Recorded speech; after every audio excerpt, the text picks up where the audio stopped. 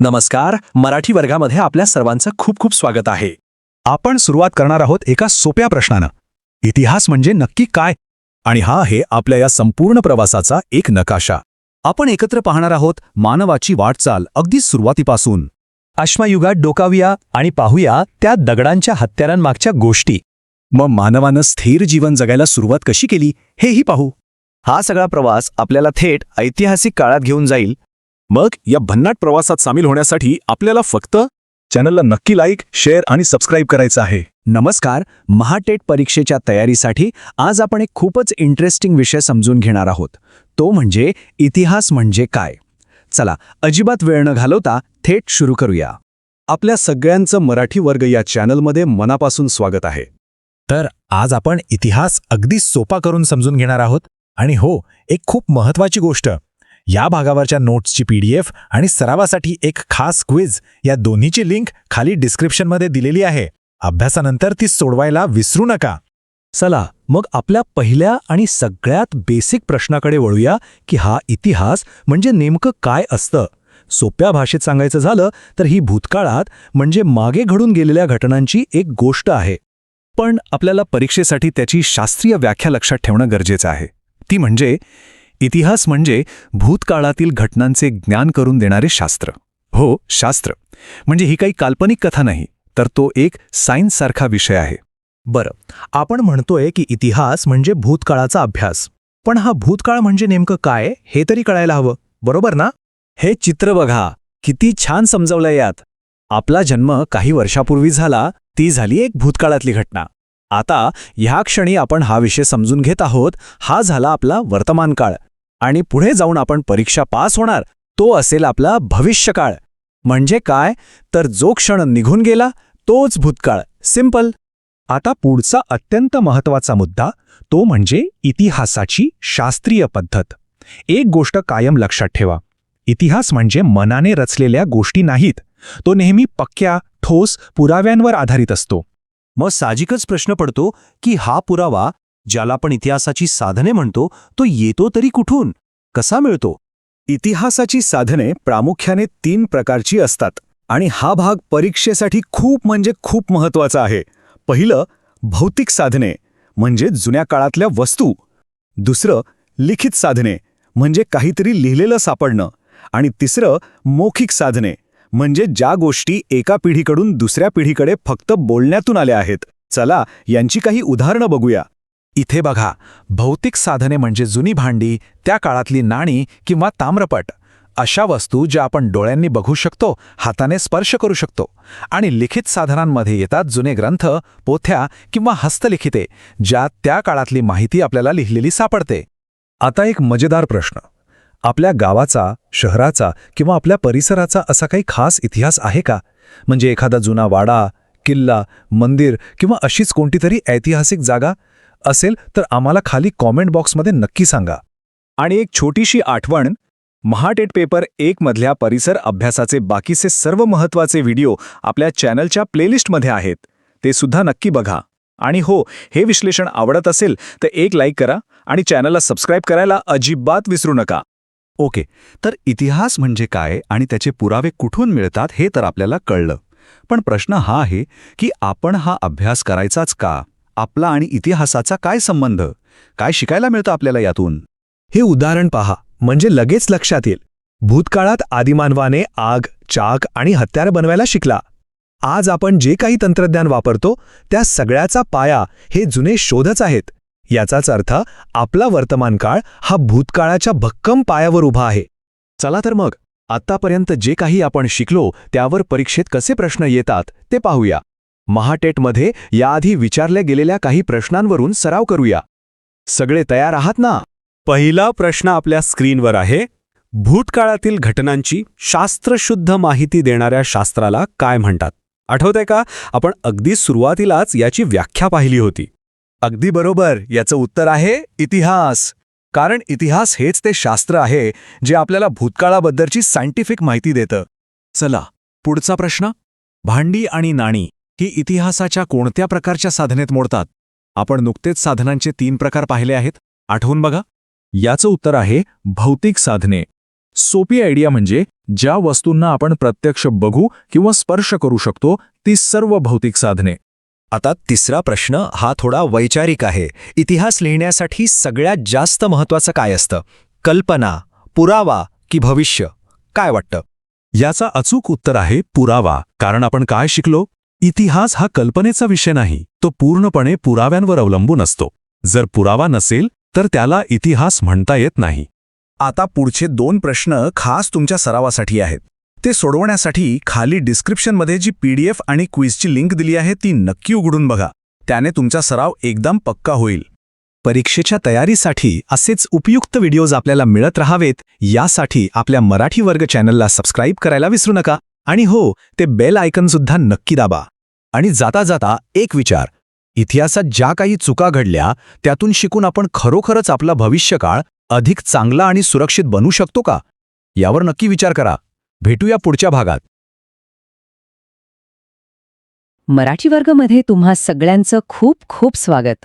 आणि आज आपण महाटेट परीक्षेसाठी एक खूप महत्त्वाचा विषय घेऊन आलो आहोत. तो म्हणजे वेळ आणि काळाची संकल्पना. आता हा विषय वाटतो सोपा, पण परीक्षेत हमखास गुण मिळवून देतो, नाही का? अगदी बरोबर. म्हणूनच आजच्या या भागात आपण हाच विषय एकदम सोप्या आणि इंटरेस्टिंग पद्धतीने समजून घेणार आहोत, असा की तो कायमचा लक्षात राहील. मग सुरू करायची तयारी? तर आज आपण काय काय बघणार आहोत? सुरुवात करूया काळाच्या संकल्पनेपासून. मग बघूया त्याची विभागणी कशी होते, इतिहास कसा मोजतात, प्रागैतिहासिक आणि ऐतिहासिक काळात काय फरक आहे, आणि हो, सगळ्यात महत्त्वाचं, शेवटी महाटेटसाठी काही प्रश्नांचा सरावसुद्धा करणार आहोत. चला तर मग सुरुवात करूया. बघा, वेळ किंवा काळ म्हणजे काय, तर ती एका नदीसारखी आहे, अखंड वाहत राहणारी, कधीही न थांबणारी. पण आपल्याला तिच्या प्रवाहाचा अभ्यास करायचा असेल तर मग आपल्याला सोयीसाठी तिचे लहान लहान भाग करावे लागतात. आणि सगळ्यात सोपा नैसर्गिक भाग कोणता? विचार करा. बरोबर ओळखलं, दिवस आणि रात्र. सूर्य उगवला की आपला दिवस सुरू आणि मावळला की रात्र. हीच आहे काळाच्या विभागणीची पहिली पायरी.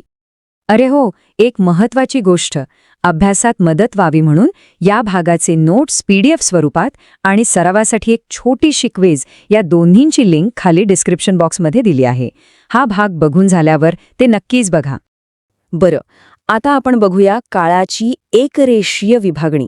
आता एकरेषीय म्हणजे काय? काही नाही, फक्त एका सरळ रेषेत पुढे जाणारी. एकदम सोपं आहे. जसं सेकंद मिळून मिनिट बनतं, मिनिटं मिळून तास, तसंच लहान लहान वेळेचे तुकडे जोडून एक मोठा कालखंड तयार होतो. आणि इतिहासाचा अभ्यास करायचा असेल ना, तर ही गोष्ट समजणं खूप गरजेचं आहे. हे बघा, इथे किती छान दाखवलंय. दिवस आणि रात्र मिळून झाला एक दिवस. असे 7 दिवस जमले की झाला एक आठवडा. मग 2 आठवड्यांचा एक 15वडा. आणि 4 आठवडे म्हणजे साधारणपणे 1 महिना, बरोबर? असे 12 महिने जमले की झालं आपलं 1 वर्ष. आणि ही साखळी इथेच थांबत नाही. अशी 100 वर्ष पूर्ण झाली की त्याला आपण शतक म्हणतो. आणि 1000 वर्ष म्हणजे एक सहस्रक. आहे की नाही एकदम सोपी आणि सरळ रचना? ओके, तर मग तुमच्यासाठी एक छोटासा प्रश्न. चला, पटापट विचार करा आणि सांगा, आपण सध्या कोणत्या शतकात जगत आहोत? येऊ द्या उत्तरं खाली कमेंट बॉक्समध्ये. बघूया कोणाकोणाला ही संकल्पना बरोबर समजली येते. ठीक आहे, आता पुढचा मुद्दा. इतिहासातील घटनांबद्दल बोलताना त्या कधी घडल्या हे सांगणं खूप महत्त्वाचं असतं, नाही का? विचार करा, जर प्रत्येकजण वेगवेगळ्या पद्धतीने वेळ मोजू लागला तर किती गोंधळ होईल. म्हणूनच जगभरात एक कॉमन सिस्टीम वापरली जाते आणि तिलाच आपण इसवी सन असं म्हणतो. चला बघूया ही सिस्टीम नक्की काम कशी करते. इथे ही टाईमलाईन बघा, ही खूप महत्त्वाची आहे. या रेषेच्या बरोबर मध्यभागी आहे येशू ख्रिस्ताचा जन्म. हाच आपला स्टार्टिंग पॉइंट. या पॉइंटपासून पुढे मोजली जाणारी वर्ष म्हणजे इसवी सन, ज्याला इंग्रजीत एडी म्हणजे ॲन्नो डॉमिनी म्हणतात. आणि या जन्माच्या आधीचा जो काळ आहे तो मोजण्यासाठी आपण उलटं जातो. त्याला म्हणतात इसवी सन पूर्व किंवा BC म्हणजे बिफोर क्राइस्ट. अगदी. आणि इथेच अनेक जण गोंधळतात. लक्षात ठेवा, इसवी सन पूर्वमध्ये आपण उलटं मोजतो. म्हणजे बघा, सम्राट अशोकांचा काळ होता इसवी सन पूर्व 3रं शतक, तर छत्रपती शिवाजी महाराजांचा काळ होता इसवी सन 17वं शतक. याचा अर्थ इसवी सन पूर्व 100 हे वर्ष इसवी सन पूर्व 50च्या आधी येतं. ही उलटगिनती लक्षात ठेवली ना की परीक्षेत अजिबात गोंधळ होणार नाही. आणि एक छोटीशी आठवण करून देतो, जर तुम्हाला हे सगळं समजत असेल, आवडत असेल, तर नक्कीच लाईक करा आणि आपल्या मित्रमंडळींबरोबर शेअर करा. आम्ही महाटेट पेपर 1 साठी संपूर्ण EVS विषयाची प्लेलिस्ट बनवली आहे. त्याची लिंक पण डिस्क्रिप्शनमध्ये आहे, ती पण नक्की बघा. आणि हो, आपल्या मराठी वर्ग चॅनलला सबस्क्राईब करायला विसरू नका. चला, आता इतिहासाच्या आणखी एका महत्त्वाच्या विभागणीकडे जाऊया. ही विभागणी एका अशा मानवी शोधावर अवलंबून आहे, ज्याने सगळंच बदलून टाकलं. तो शोध होता लिहिण्याचा. हो, लिपीचा शोध. आणि याच शोधावरून इतिहासाचे 2 मोठे भाग पडले. ह्यातला पहिला भाग म्हणजे प्रागैतिहासिक काळ. नावामध्येच अर्थ दडलाय. प्राक म्हणजे पूर्वीचा. सोप्या भाषेत सांगायचं तर ज्या काळाबद्दल आपल्याला कोणतंही लिहिलेलं रेकॉर्ड सापडत नाही, तो काळ म्हणजे प्रागैतिहासिक, म्हणजे आदिमानवाचा काळ. मग आपल्याला त्या काळाबद्दल माहिती मिळते कशी? तर उत्खननात सापडलेल्या वस्तू, जुनी भांडी, दगडाची हत्यारं किंवा गुहांमधली चित्र यावरून. आणि दुसरा भाग आहे ऐतिहासिक काल. हा तो काळ आहे जिथून आपल्याला लिखित पुरावे मिळायला सुरुवात होते. म्हणजे ज्या काळाबद्दल आपल्याला लिहिलेली माहिती, पुस्तकं, शिलालेख उपलब्ध आहेत, तो झाला ऐतिहासिक काळ. उदाहरणार्थ मौर्य साम्राज्य किंवा मुघल काळ. तर या दोन्हींमधला मुख्य फरक काय? फक्त एकच, लिखित पुरावा आहे की नाही. चला तर मग, आत्तापर्यंत जे काही शिकलो ते सगळं तपासून बघायची वेळ आलीये. आता आपण काही सराव प्रश्न बघूया, जे खास महाटेट परीक्षेच्या पॅटर्ननुसार आहेत. तुम्ही सुद्धा उत्तर देण्याचा प्रयत्न करा. मग सगळे तयार? ठीक आहे, तर हा आहे पहिला प्रश्न. आपण वापरतो ती दिनदर्शिका डॅशवर आधारलेली असते. काय वाटतंय, काय असेल या रिकाम्या जागी योग्य शब्द? थोडा विचार करा. ज्यांनी इसवी सनावर असं उत्तर दिलंय ते अगदी बरोबर आहे. आपण जी कॅलेंडर वापरतो ती इसवी सनावरच आधारलेली आहे, जी येशू ख्रिस्ताच्या जन्मापासून सुरू झाली असं मानलं जातं. चला, पुढचा प्रश्न. इसवी सनाची सुरुवात होण्यापूर्वीच्या काळाला डॅश डॅश असे म्हटले जाते. आठवून बघा, आपण नुकतंच यावर बोललो आहोत. आणि याचं बरोबर उत्तर आहे इसवी सन पूर्व. लक्षात ठेवण्यासाठी एक सोपी ट्रिक आहे. पूर्व म्हणजे आधी, म्हणून इसवी सनाच्या आधीचा काळ तो इसवी सन पूर्व. सोपा आहे की नाही? ओके, तिसरा प्रश्न. ज्या काळातील इतिहास लिहिण्यासाठी लिखित पुरावा उपलब्ध नाही, त्या काळाला आपण काय म्हणतो? एकदम बरोबर. उत्तर आहे प्रागैतिहासिक काळ.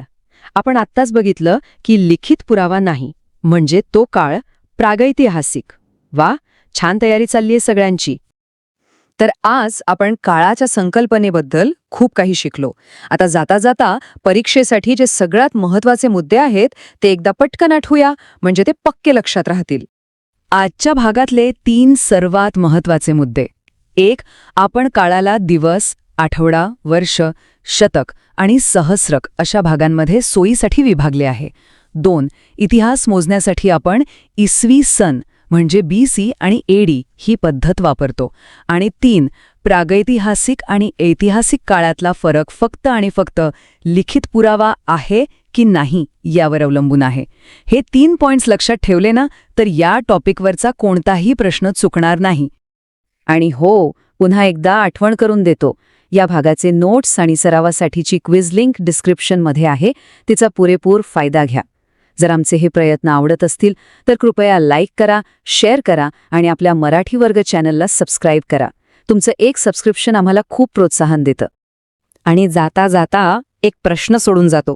जरा विचार करा, जर लिहिण्याची कलाच कधी जन्माला आली नसती तर आपल्याला आपल्या भूतकाळाबद्दल, आपल्या पूर्वजांबद्दल काय आणि कसं कळलं असतं?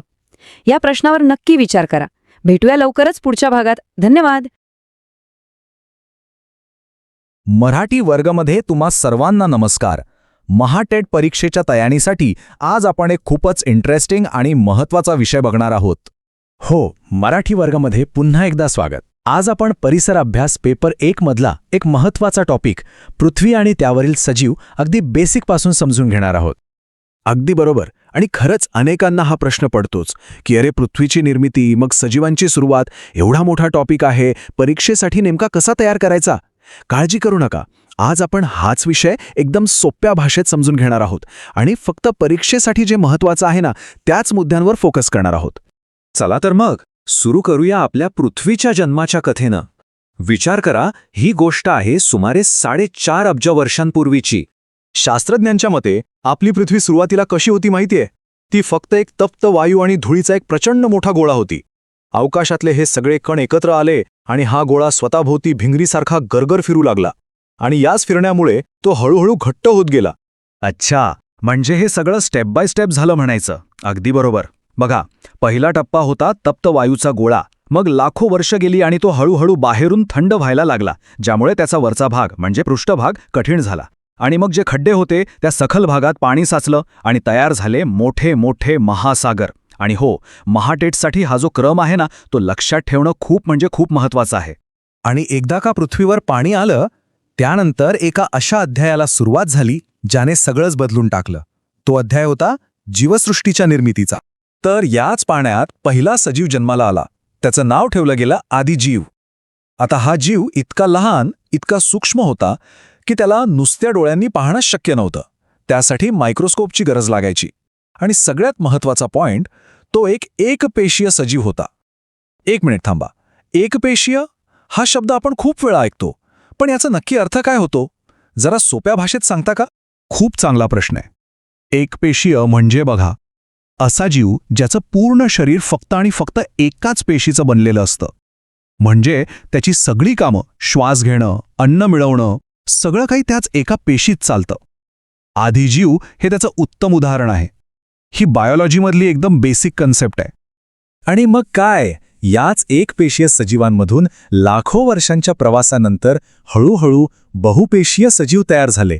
अच्छा, म्हणजे अनेक पेशींनी बनलेले जीव. बापरे, ही प्रक्रिया तर खूपच हळू आणि मोठी असणार. हो ना? आणि हेच बहुपेशीय सजीव म्हणजे आज आपण जी काही भली मोठी प्राणीसृष्टी बघतो ना, त्याचा पाया आहेत. चला, आता आपण वळूया या प्राण्यांच्या विशाल आणि अजब दुनियेकडे. आपल्या पृथ्वीवर प्राण्यांची व्हरायटी पाहिली तर आपण थक्क होऊन जाऊ.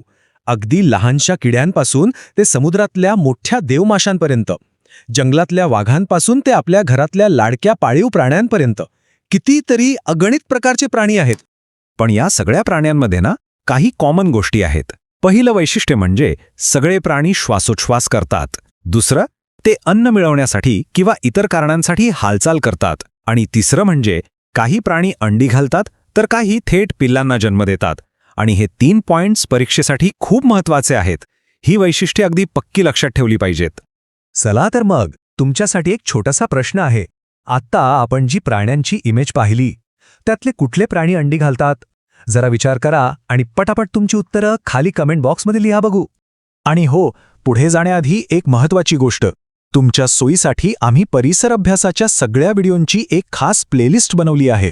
त्याची लिंक तुम्हाला खाली डिस्क्रिप्शनमध्ये मिळेल. हा भाग झाल्यावर ती नक्की चेक करा.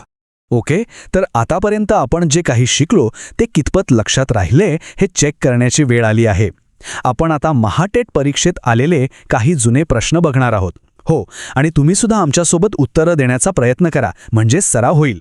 चला, पहिला प्रश्न. पृथ्वीवरील पहिला सजीव कोठे निर्माण झाला? ऑप्शन्स आहेत: ए जमिनीवर, बी पाण्यात, सी हवेत की डी खडकावर. हा तर खूप सोपा आहे, आपण आत्ताच यावर बोललो. अगदी बरोबर. याचं योग्य उत्तर आहे बी पाण्यात. आपण काय पाहिलं? पृथ्वी थंड झाली, जलाशय तयार झाले आणि त्याच पाण्यात पहिला सजीव म्हणजे आदिजीव जन्माला आला. ओके, पुढचा प्रश्न. आदिजीव हा कोणत्या प्रकारचा सजीव होता? पर्याय आहेत: ए बहुपेशीय, बी एकपेशीय, सी वनस्पती की डी सरपटणारा. आणि याचं उत्तर आहे बी एकपेशीय. आठवतंय ना? आदिजीव हा पहिला सजीव होता आणि तो फक्त एका पेशीचा बनलेला होता, म्हणून तो एकपेशीय होता. चला, आता पुढचा प्रश्न. हा जरा काळजीपूर्वक वाचा हा. प्रश्न आहे: खालीलपैकी कोणतं प्राण्यांचं वैशिष्ट्य नाही? ऑप्शन्स आहेत: ए ते श्वास घेतात, बी ते हालचाल करतात, सी ते स्वतःचे अन्न तयार करतात आणि डी काही अंडी घालतात. बरोबर, इथं नाही या शब्दावर लक्ष द्यायचं आहे. अगदी बरोबर. याचं करेक्ट उत्तर आहे सी, ते स्वतःचे अन्न तयार करतात. का? कारण स्वतःचं अन्न स्वतः तयार करणं हे वनस्पतींचं वैशिष्ट्य आहे, प्राण्यांचं नाही. प्राणी तर अन्न मिळवण्यासाठी इकडून तिकडे फिरतात. हो, आणि हा प्राणी आणि वनस्पतींमधला एक खूप महत्त्वाचा फरक आहे, हे लक्षात ठेवा. वाह, खूप छान उत्तरं दिलीत. चला आता आपण आज जे काही शिकलो त्याचा एक छोटासा सारांश घेऊया. तर आजचे 3 महत्वाचे मुद्दे जे लक्षात ठेवायचे आहेत. पॉइंट नंबर 1, आपली पृथ्वी एका गरम वायूच्या गोळ्यापासून थंड होऊन तयार झाली आणि त्यावर पाणी साचलं. पॉइंट नंबर 2, पहिला जीव आदिजीव हा एकपेशीय होता आणि तो पाण्यात तयार झाला. आणि पॉइंट नंबर 3, श्वास घेणं, हालचाल करणं आणि पुनरुत्पादन ही प्राण्यांची 3 मुख्य वैशिष्ट्ये आहेत. आणि ऐका, तुमची तयारी अजून चांगली व्हावी यासाठी आम्ही या टॉपिकच्या महत्त्वाच्या नोट्सची एक PDF आणि सरावासाठी एक क्विज सुद्धा बनवली आहे. या दोन्हीची लिंक तुम्हाला खाली डिस्क्रिप्शन बॉक्समध्ये मिळेल, ती नक्की वापरा. आता जाता जाता तुमच्यासाठी एक छोटासा विचार. या बहुपेशीय सजीवांच्या उत्क्रांतीमुळे आपल्या पृथ्वीवर कायमचे काय बदल झाले असतील यावर नक्की विचार करा. आणि आजचा हा भाग कसा वाटला हे आम्हाला कमेंट करून नक्की सांगा. हो, आणि जर हा भाग आवडला असेल तर लाईक करायला विसरू नका आणि आपल्या इतर मित्रमैत्रिणींसोबत शेअर करा ज्यांना याचा फायदा होईल. आणि अशाच महत्त्वपूर्ण माहितीसाठी मराठी वर्ग या आपल्या चॅनलला नक्की सबस्क्राईब करा. भेटूया पुढच्या भागात. धन्यवाद.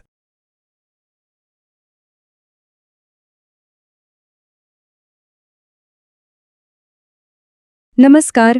महाटेट परीक्षेच्या तयारीमध्ये पर्यावरण अभ्यास हा खूप महत्त्वाचा विषय आहे आणि त्यातही उत्क्रांती हा असा एक टॉपिक आहे जो अनेकांना थोडा अवघड वाटतो. पण काळजी करू नका, आज आपण हाच विषय एकदम सोप्या आणि इंटरेस्टिंग पद्धतीने समजून घेणार आहोत. चला तर मग सुरू करूया. नमस्कार मंडळी, मराठी वर्ग या आपल्या चॅनलवर सर्व भावी शिक्षकांचं खूप खूप स्वागत आहे. चला एकत्र मिळून तुमची परीक्षेची तयारी आणखी सोपी करूया. तर आजच्या या सेशनमध्ये आपण काय काय बघणार आहोत? सगळ्यात आधी आपण उत्क्रांती म्हणजे नेमकं काय हे समजून घेऊ. मग सजीवांचं वर्गीकरण कसं केलं जातं ते पाहू. त्यानंतर पृष्ठवंशीय प्राण्यांच्या जगात एक फेरफटका मारू. मग डार्विनचा विख्यात सिद्धांत समजून घेऊ आणि सगळ्यात शेवटी परीक्षेसाठी महत्त्वाच्या प्रश्नांचा सराव करू. म्हणजे अगदी परफेक्ट तयारी. चला तर मग सुरुवात करूया आपल्या पहिल्या भागापासून, उत्क्रांतीची ओळख. हा खरं तर कधीही न थांबणाऱ्या बदलाचा एक प्रवास आहे. तर उत्क्रांती म्हणजे काय? एकदम सोप्या शब्दांत सांगायचं झालं तर हा सतत आणि संथ वेगाने होणारा बदल आहे. म्हणजे बघा, हे काही एका रात्रीत घडत नाही. जसं एक छोटंसं बी हळूहळू वाढून मोठं झाड बनतं, तसंच सजीवांमध्ये लाखो वर्षांपासून अगदी हळूहळू बदल होत आले आहेत. ह्याचं सगळ्यात जबरदस्त उदाहरण म्हणजे डायनासॉर. एकेकाळी पृथ्वीवर त्यांचं राज्य होतं, पण जेव्हा पर्यावरणात मोठे बदल झाले तेव्हा हे अवाढ्य प्राणी त्या बदलांशी जुळवून घेऊ शकले नाहीत. ते स्वतःला अडॉप्ट करू शकले नाहीत आणि म्हणूनच ते या पृथ्वीवरून कायमचे नाहीसे झाले. यातून एक गोष्ट शिकायला मिळते, जो बदलतो तोच टिकतो. आता एवढ्या सगळ्या सजीवांचा अभ्यास करायचा म्हणजे त्यांचं वर्गीकरण तर करावं लागेल, बरोबर? तर शास्त्रज्ञांनी याची सुरुवात एका खूप सोप्या पण महत्त्वाच्या गोष्टीवरून केली. पाठीचा कणा आहे की नाही? इथे 2 मुख्य गट पडतात. पहिला म्हणजे अपृष्ठवंशीय. आता बघा, नावामध्येच सगळं आहे. अ म्हणजे नसलेले, म्हणजे ज्यांना पाठीचा कणा नाही ते प्राणी. उदाहरणार्थ ही गोगलगाय. आणि दुसरा गट आहे पृष्ठवंशीय, म्हणजेच ज्यांना पाठीचा कणा असतो, जसं की हा मासा. हा कणा त्यांच्या शरीराला एक प्रकारचा आधार देतो. चला आता आपण ह्या पाठीचा कणा असलेल्या म्हणजेच पृष्ठवंशीय प्राण्यांच्या जगात थोडं खोलवर जाऊया. त्यांचा पाण्यापासून जमिनीपर्यंतचा हा प्रवास कसा झाला ते पाहणं खूपच रंजक आहे. या प्रवासाची सुरुवात झाली पाण्यातून. पहिले पृष्ठवंशीय प्राणी होते जलचर. नावावरूनच कळतंय की ते आपलं पूर्ण आयुष्य पाण्यातच घालवतात. मासे हे याचं उत्तम उदाहरण आहे. ते श्वास घेण्यासाठी कल्ल्यांचा वापर करतात. यानंतर आली उत्क्रांतीची पुढची स्टेप, उभयचर प्राणी. उभय म्हणजे दोन्ही. हे प्राणी पाणी आणि जमीन या दोन्ही ठिकाणी आरामात राहू शकतात. बेडूक आठवला ना? हे प्राणी म्हणजे जलचर आणि भूचर यांच्यातला एक महत्त्वाचा दुवा आहेत. उभयचरांनंतर आले ते प्राणी जे पूर्णपणे जमिनीवर राहण्यासाठी तयार झाले. सरपटणारे प्राणी. हे आपल्या पोटाचा वापर करून सरपटतात. साप, पाल, मगर, कासव ही सगळी याच गटातील उदाहरणं आहेत. आणि आता आपण आलो आहोत सगळ्यात विकसित गटाकडे, सस्तन प्राणी. यांची मुख्य ओळख म्हणजे हे थेट पिल्लांना जन्म देतात आणि आई आपल्या पिल्लांना दूध पाजून वाढवते. पण थांबा, इथे एक ट्विस्ट आहे. बदकचोचा किंवा प्लॅटिपस नावाचा एक प्राणी आहे जो सस्तन नसूनही चक्क अंडी घालतो. चला आता तुमच्यासाठी एक छोटासा प्रश्न. आपण पाहिलं की प्लॅटिपस सस्तन असूनही अंडी घालतो. पण तुम्हाला माहिती आहे का त्याच्यासारखाच अंडी घालणारा आणखी एक सस्तन प्राणी आहे? कोण आहे तो? जरा डोकं चालवा आणि तुमचं उत्तर खाली कमेंट बॉक्समध्ये नक्की लिहा. बघूया कोणाकोणाला उत्तर माहीत आहे. पुढे जाण्याआधी एक महत्त्वाची सूचना. तुमच्या सगळ्यांच्या अभ्यासासाठी आम्ही ह्या टॉपिकच्या डिटेल नोट्स PDF स्वरूपात आणि सरावासाठी एक खास क्विज तयार केली आहे. दोन्हीच्या लिंक्स तुम्हाला खाली डिस्क्रिप्शन बॉक्समध्ये मिळतील. याचा फायदा नक्की घ्या. आणि हो, हा तर EVS मधला फक्त एक टॉपिक झाला. संपूर्ण अभ्यासक्रमाच्या तयारीसाठी आम्ही एक स्पेशल प्लेलिस्ट बनवली आहे. महाटेट पेपर 1च्या तयारीसाठी आमच्या चॅनलवरची EVS प्लेलिस्ट नक्की बघा. आतापर्यंत आपण पाहिलं की उत्क्रांती म्हणजे काय आणि ती कशी होत गेली. पण या सगळ्या प्रक्रियेला एका वैज्ञानिक सिद्धांताच्या रूपात कोणी मांडलं? ते होते चार्ल्स डार्विन. चला, त्यांचा जगप्रसिद्ध सिद्धांत समजून घेऊया. सक्षम तोच टिकेल. हे आहेत चार्ल्स डार्विन.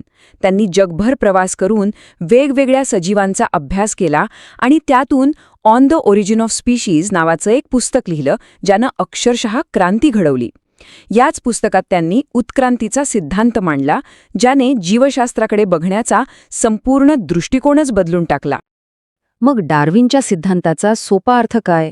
तर तो या वाक्यात आहे: ज्या प्रजाती पर्यावरणातील बदलांशी जुळवून घेतात त्या टिकतात आणि ज्यांना हे जमत नाही त्या नाहीशा होतात. आठवतंय डायनासॉरचं उदाहरण? तेच. ते बदलत्या परिस्थितीशी जुळवून घेऊ शकले नाहीत आणि नामशेष झाले. यालाच डार्विनने नैसर्गिक निवड किंवा सोप्या भाषेत सर्व्हायव्हल ऑफ द फिटेस्ट असं म्हटलं आहे. चला, थिअरी तर मस्त समजली. आता खरी मजा आहे ती म्हणजे परीक्षेमध्ये यावर कसे प्रश्न विचारले जातात हे पाहण्यात. तर आता वेळ झाली आहे महाटेट सराव प्रश्नांची. करूया परीक्षेची पक्की तयारी. हा प्रश्न मागच्या वर्षीच्या पेपरमधला आहे. प्रश्न आहे, जमीन आणि पाणी या दोन्ही ठिकाणी वावरणाऱ्या प्राण्यांना काय म्हणतात? पर्याय आहेत: A. सरपटणारे प्राणी, B. उभयचर, C. सस्तन प्राणी आणि D. जलचर. विचार करा, काय असेल उत्तर? आणि ह्याचं अगदी बरोबर उत्तर आहे पर्याय B. उभयचर. आपण पाहिलं होतं उभय म्हणजे दोन्ही.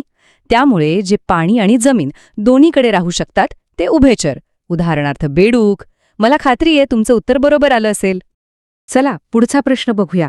खालीलपैकी कोणता प्राणी अपृष्ठवंशीय आहे? आणि पर्याय आहेत: A. मासा, B. साप, C. गोगलगाय आणि D. गाय. आठवा, आपण सुरुवातीलाच याबद्दल बोललो होतो. आणि याचं बरोबर उत्तर आहे C. गोगलगाय. पुन्हा एकदा लक्षात घ्या, अपृष्ठवंशीय म्हणजे ज्यांना पाठीचा कणा नसतो. मासा, साप आणि गाय या तिघांनाही पाठीचा कणा असतो, म्हणून ते पृष्ठवंशीय गटात येतात. तर मित्रांनो, उत्क्रांतीवरील आपलं हे स्पष्टीकरण इथेच संपत आहे. आम्हाला आशा आहे की आमचा हा प्रयत्न तुमच्या परीक्षेच्या तयारीसाठी खूप उपयोगी ठरेल. जर तुम्हाला हे विश्लेषण आवडलं असेल तर प्लीज याला लाईक करा, तुमच्या मित्रमैत्रिणींसोबत शेअर करा. आणि हो, अशाच माहितीपूर्ण व्हिडिओजसाठी मराठी वर्ग चॅनलला सबस्क्राईब करायला अजिबात विसरू नका. धन्यवाद आणि परीक्षेसाठी खूप खूप शुभेच्छा. नमस्कार, ॲडमिन मराठी वर्गमध्ये तुम्हा सगळ्यांचं खूप खूप स्वागत आहे. आज आपण महाटेट परीक्षेसाठी एक असा विषय शिकणार आहोत जो खूपच इंटरेस्टिंग आहे. आजचा विषय तर आहे मानवाची वाटचाल. पण मला नेहमी एक प्रश्न पडतो की आपले सगळ्यात पहिले मानवपूर्वज म्हणजे अगदी पहिले ते नक्की होते तरी कोण? वाह, खूपच मस्त प्रश्न विचारलाय. आणि माहिती आहे, आज आपण बरोबर याच प्रश्नाचं उत्तर शोधणार आहोत. आजच्या या भागामध्ये ना आपण मानवाच्या उत्क्रांतीच्या प्रवासातले पहिले 3 महत्त्वाचे टप्पे समजून घेणार आहोत. आणि हो, महाटेट परीक्षेच्या तयारीसाठी तर हा भाग खूपच महत्त्वाचा आहे. चला तर मग सुरू करूया हा प्रवास. ओके, तर मग आपल्या प्रवासाची सुरुवात करूया. उत्क्रांतीच्या शिडीवरची जी पहिली पायरी आहे ना, ती म्हणजे होमो हॅबिलिस. यालाच आपण मराठीत कुशल मानव असं म्हणतो. आता या नावामध्येच त्याचं सगळ्यात मोठं वैशिष्ट्य दडलेलं आहे. अरे, हे बघा, या चित्रामध्ये दिसतंय की हा मानव काही आपल्यासारखा एकदम ताट उभा नाहीये. त्याचा पाठीचा कणा थोडा वाकलेला दिसतोय. होस ए, मला सांगा, याला कुशल असं का म्हणतात? म्हणजे असं काय खास कौशल्य होतं याच्याकडे? अगदी बरोबर ओळखलं. होमो हॅबिलिस 2 पायांवर उभा तर राहायचा, पण त्याचा पाठीचा कणा पूर्णपणे ताठ नव्हता. गंमत म्हणजे हॅबिलिस या लॅटिन शब्दाचा अर्थच होतो हातांचा कुशलतेने वापर करणारा. त्याचा मेंदू त्याच्या आधीच्या पूर्वजांपेक्षा मोठा होता आणि त्याचं सगळ्यात मोठं कौशल्य, त्याने दगड वापरून साधी सोपी हत्यारं बनवायला सुरुवात केली होती. विचार करा, ही आपल्या बुद्धिमत्तेची पहिली मोठी झेप होती. त्याचे सर्वात पहिले अवशेष आफ्रिकेतील टॅन्झानिया आणि केनिया या देशांमध्ये सापडले. तर मग एक प्रश्न सगळ्यांसाठी, तुम्हाला काय वाटतं, होमो हॅबिलिसचं सगळ्यात महत्त्वाचं कौशल्य कोणतं होतं? तुमचं उत्तर आम्हाला खाली कमेंट बॉक्समध्ये नक्की लिहून पाठवा. चला, आता उत्क्रांतीच्या पुढच्या आणि खूप महत्त्वाच्या टप्प्याकडे जाऊया. होमो हॅबिलिसनंतर आला होमो इरेक्टस. याच्या नावातच त्याचा सगळ्यात मोठा बदल लपला आहे, ताठ कण्याचा मानव. अरे वा, या चित्रात तर फरक अगदी स्पष्ट दिसतोय. हा तर एकदम ताठ उभा आहे. मग होस्टे, मला सांगा, होमो हॅबिलिसच्या तुलनेत याच्यामध्ये नक्की कोणते मोठे अपग्रेड्स झाले होते? हो, ह्यात खूप मोठे बदल झाले. इरेक्टस म्हणजे ताठ उभा राहणारा, तो आता ताठ कण्याने सरळ चालायचा. आणि यामुळे काय झालं माहितीये? त्याचे हात आता चालण्यासाठी वापरायची गरज नव्हती, ते कायमचे मोकळे झाले.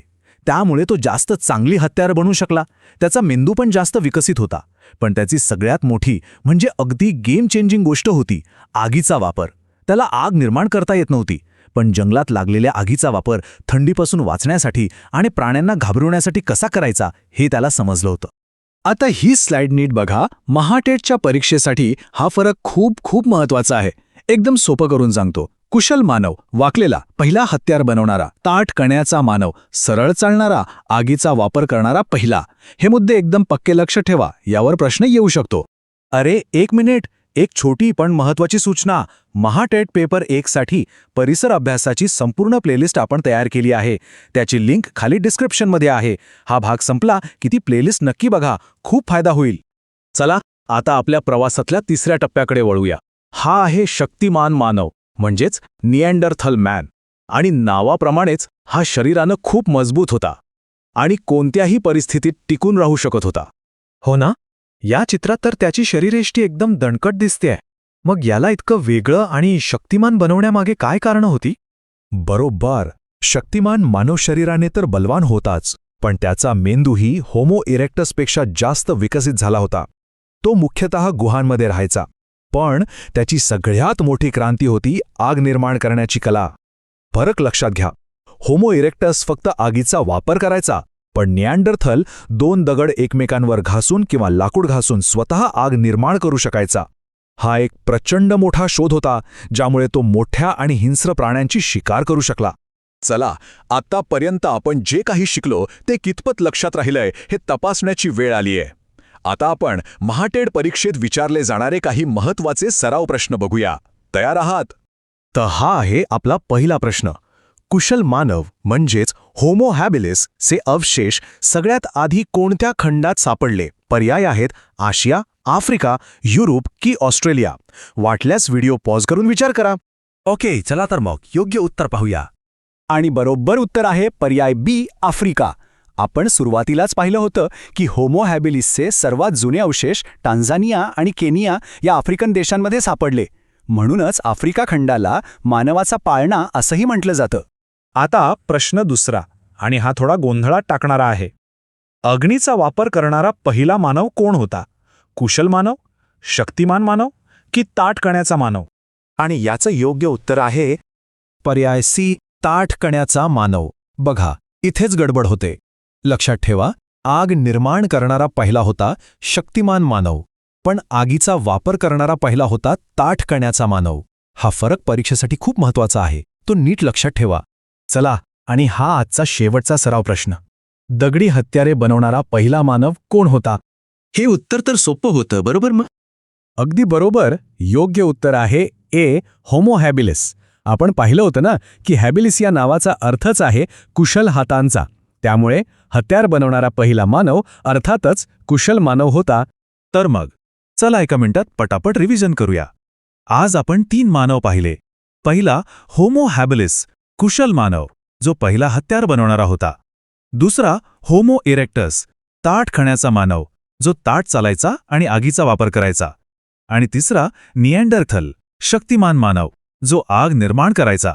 ऐका, आज आपण जे काही शिकलो त्याच्या सखोल अभ्यासासाठी खास PDF नोट्स आणि एक प्रॅक्टिस क्विज तयार केली आहे. त्या दोन्हींची लिंक खाली डिस्क्रिप्शनमध्ये दिली आहे. परीक्षेच्या तयारीसाठी ते नक्की वापरा. आम्हाला आशा आहे की आजचा हा माहितीपूर्ण प्रवास तुम्हाला आवडला असेल आणि परीक्षेसाठी नक्कीच उपयोगी ठरेल. जर आमचा हा प्रयत्न आवडला असेल तर कृपया या माहितीला लाईक करा, आपल्या मित्रमैत्रिणींसोबत शेअर करा आणि हो, अशाच अभ्यासासाठी आमच्या मराठी वर्ग चॅनलला सबस्क्राईब करायला विसरू नका. पुढच्या भागात भेटूया. धन्यवाद.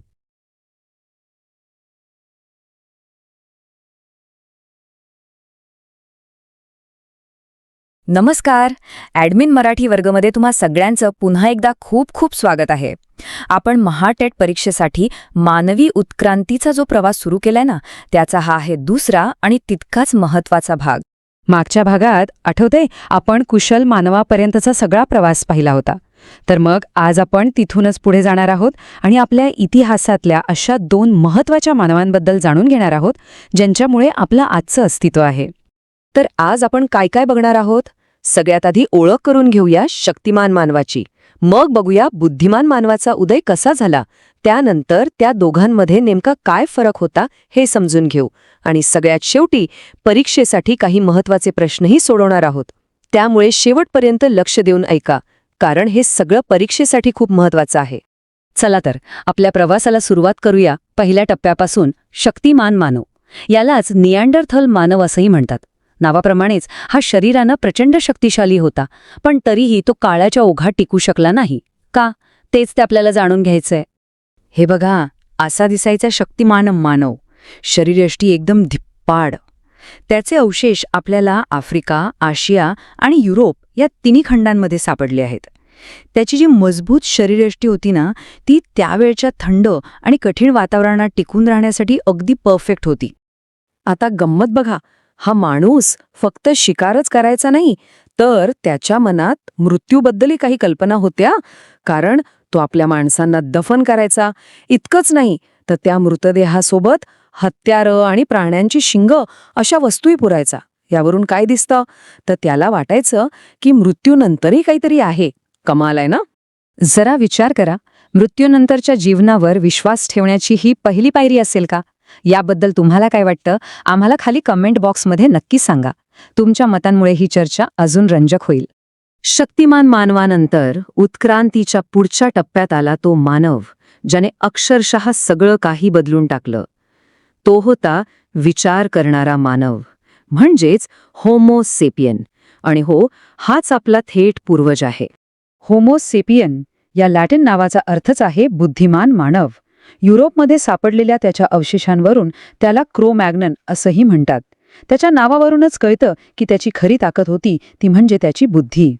बुद्धिमान मानवाकडे सगळ्यात मोठं शस्त्र होतं ते म्हणजे त्याचा विकसित मेंदू आणि बोलण्याची क्षमता. त्याचा जबडा आणि जीभ यांची रचना इतकी लवचिक होती की तो नाना प्रकारचे आवाज काढू शकत होता. आणि याचमुळे भाषेचा विकास झाला. त्याचं तंत्रज्ञानही सुधारलं. तो आता फक्त दगडाचीच नाही तर हाडांपासून सुईसारखी लहान पण खूप उपयोगी हत्यार बनवू लागला होता. आणि बोलता यायला लागल्यामुळे काय झालं तर तो आपले विचार, कल्पना, भावना सगळं काही एकमेकांना सांगू शकला. त्याने गुहांमध्ये चित्र काढायला सुरुवात केली. ही फक्त चित्र नव्हती तर त्याच्या मनात काय चाललंय याचं ते प्रतिबिंब होतं. याचमुळे तो जास्त चांगल्या प्रकारे संघटित होऊ शकला. चला आता येऊया परीक्षेच्या दृष्टीने सगळ्यात महत्त्वाच्या भागाकडे. आपण शक्तिमान मानव आणि बुद्धिमान मानव यांची थेट तुलना करणार आहोत. हा जो तक्ता आहे ना, तो तुमच्या नोट्ससाठी खूप महत्त्वाचा ठरणार आहे, त्यामुळे नीट लक्ष द्या. या तक्त्यात अगदी स्पष्ट दिसतंय की खरा फरक होता तो बुद्धीत, संवादात आणि तंत्रज्ञानात. बुद्धिमान मानवाचा मेंदू जास्त प्रगत होता, तो स्पष्ट बोलू शकत होता आणि त्याची हत्यारं जास्त प्रभावी होती. आणि याच कारणांमुळे तो स्पर्धेत टिकला आणि शक्तिमान मानव मात्र मागे पडला. चला, आत्तापर्यंत आपण जे काही शिकलो ते कितपत लक्षात राहिलंय हे तपासण्याची वेळ आलीय. हे प्रश्न महाटेटच्या मागच्या परीक्षांमध्ये विचारले गेले आहेत, त्यामुळे तुम्हाला परीक्षेचा अंदाज येईल. तयार आहात? चला तर पहिला प्रश्न तुमच्या स्क्रीनवर आहे. असा कुठला महत्त्वाचा बदल झाला ज्यामुळे बुद्धिमान मानवाला इतरांपेक्षा संवादात जास्त फायदा झाला? थोडा विचार करा. हवं तर व्हिडिओ पॉज करून उत्तर आठवायचा प्रयत्न करा. ज्यांनी ज्यांनी पूर्ण विकसित जबडा आणि लवचिक जीभ हे उत्तर दिलंय त्यांचं खूप खूप अभिनंदन. तुमचं उत्तर अगदी बरोबर आहे. खरं तर याच शारीरिक बदलामुळे तो वेगवेगळे आवाज काढून एकमेकांशी बोलू शकला. आणि यामुळे झालं काय तर शिकार करणं, नवीन गोष्टी शिकणं किंवा धोक्याची सूचना देणं हे सगळं खूप सोपं झालं, जे त्याच्या जगण्यासाठी फार महत्वाचं होतं. पुढचा प्रश्न हा तर अगदी सोपा आहे, पण तितकाच महत्वाचा. सांगा बघू, होमो सॅपियन या शब्दाचा लॅटिन अर्थ काय आहे? अगदी बरोबर. होमोसेपियन म्हणजे विचार करणारा मानव किंवा बुद्धिमान मानव. त्याला हे नाव मिळालं ते त्याच्या विचार करण्याच्या क्षमतेमुळेच. तो फक्त जगत नव्हता, तर आजूबाजूच्या परिस्थितीचा विचार करून त्यात स्वतःसाठी बदल घडवत होता. आणि आता शेवटचा प्रश्न. शक्तिमान मानव इतका ताकदवान असूनही तो नामशेष का झाला? काय वाटतं, यामागे काय कारण असेल? याचं उत्तर आहे की तो बदलत्या पर्यावरणाशी जुळवून घेऊ शकला नाही आणि महत्वाचं म्हणजे बुद्धिमान मानवाच्या स्पर्धेत तो टिकू शकला नाही. बुद्धिमान मानव जास्त हुशार होता, तो जास्त संघटित होता. त्याची बोलण्याची क्षमता आणि प्रगत हत्यारं यामुळे त्याला अन्न मिळवणं आणि स्वतःचं रक्षण करणं सोपं गेलं. आणि याच स्पर्धेत बिचारा शक्तिमान मानव मागे पडला. तर मग आजच्या या भागातून आपल्याला काय शिकायला मिळालं? फक्त शारीरिक ताकद पुरेशी नसते. खरी ताकद असते बुद्धीत, संवाद साधण्यात आणि बदलत्या परिस्थितीशी जुळवून घेण्यात. हीच माणसाच्या यशाची खरी गुरुकिल्ली आहे. तुमची तयारी आणखी सोपी व्हावी म्हणून आम्ही डिस्क्रिप्शनमध्ये या भागाच्या PDF नोट्स आणि एक सराव चाचणीची लिंक दिली आहे. ती नक्की डाउनलोड करा आणि सोडवा. हा भाग आवडला असेल तर लाईक नक्की करा, आपल्या मित्रमैत्रिणींसोबत शेअर करा आणि हो, मराठी वर्ग चॅनलला सबस्क्राईब केलं नसेल तर लगेच करा. भेटूया पुढच्या भागात.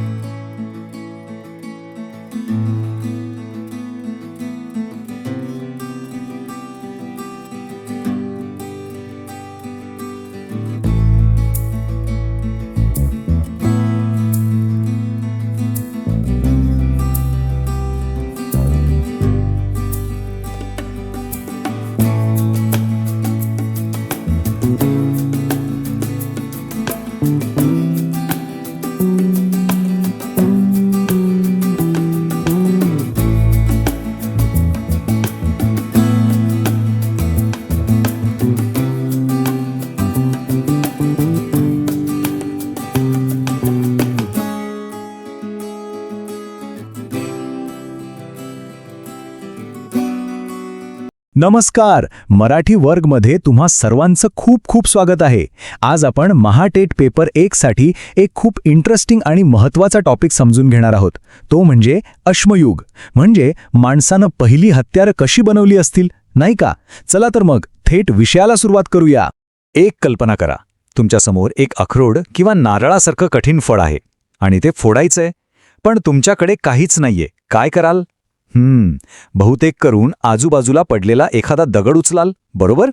आपलं उत्तर काय असेल हे खाली कमेंटमध्ये नक्की सांगा, कारण हाच प्रश्न आपल्याला आपल्या आजच्या टॉपिककडे घेऊन जाणार आहे. हो, अगदी हेच. ही जी छोटीशी समस्या आपल्याला आता जाणवली ती आपल्या पूर्वजांसाठी रोजचीच होती.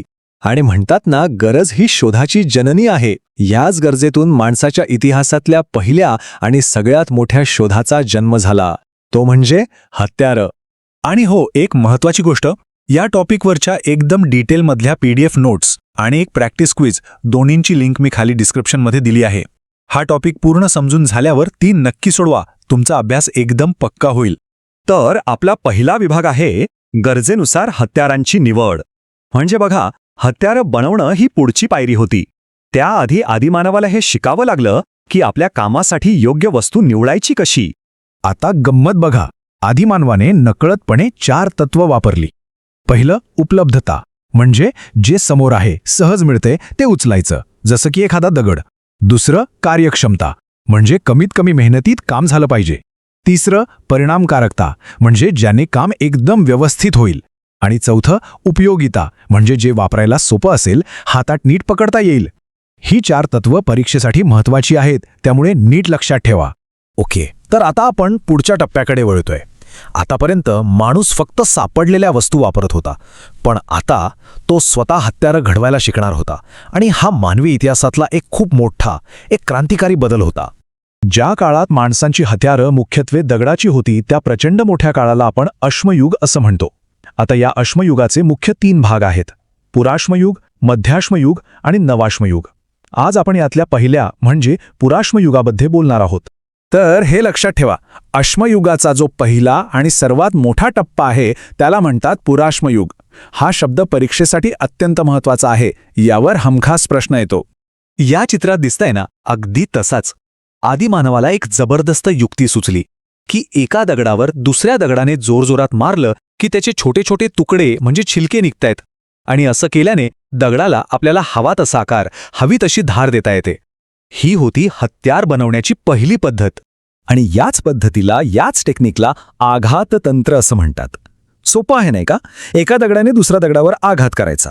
पुराश्मयुगातली जवळजवळ सगळी हत्यारं ह्याच तंत्राने बनवली गेली. आणि इथे बघा तंत्रज्ञान कसं डेव्हलप झालं. डावीकडे आहे तोड हत्यार म्हणजेच चॉपर, अगदी सुरुवातीचं ओबडधोबड हत्यार ज्याला फक्त एकाच बाजूला धार आहे. पण उजवीकडे बघा, ही आहे हात कुऱ्हाड. किती फरक आहे? ती जास्त सुबक आहे, दोन्ही बाजूंनी धारदार आहे, म्हणजे वापरायला जास्त सोयीची. हा बदल माणसाच्या विचार करण्याच्या क्षमतेत झालेला विकास दाखवतो. बरं, एक छोटीशी आठवण.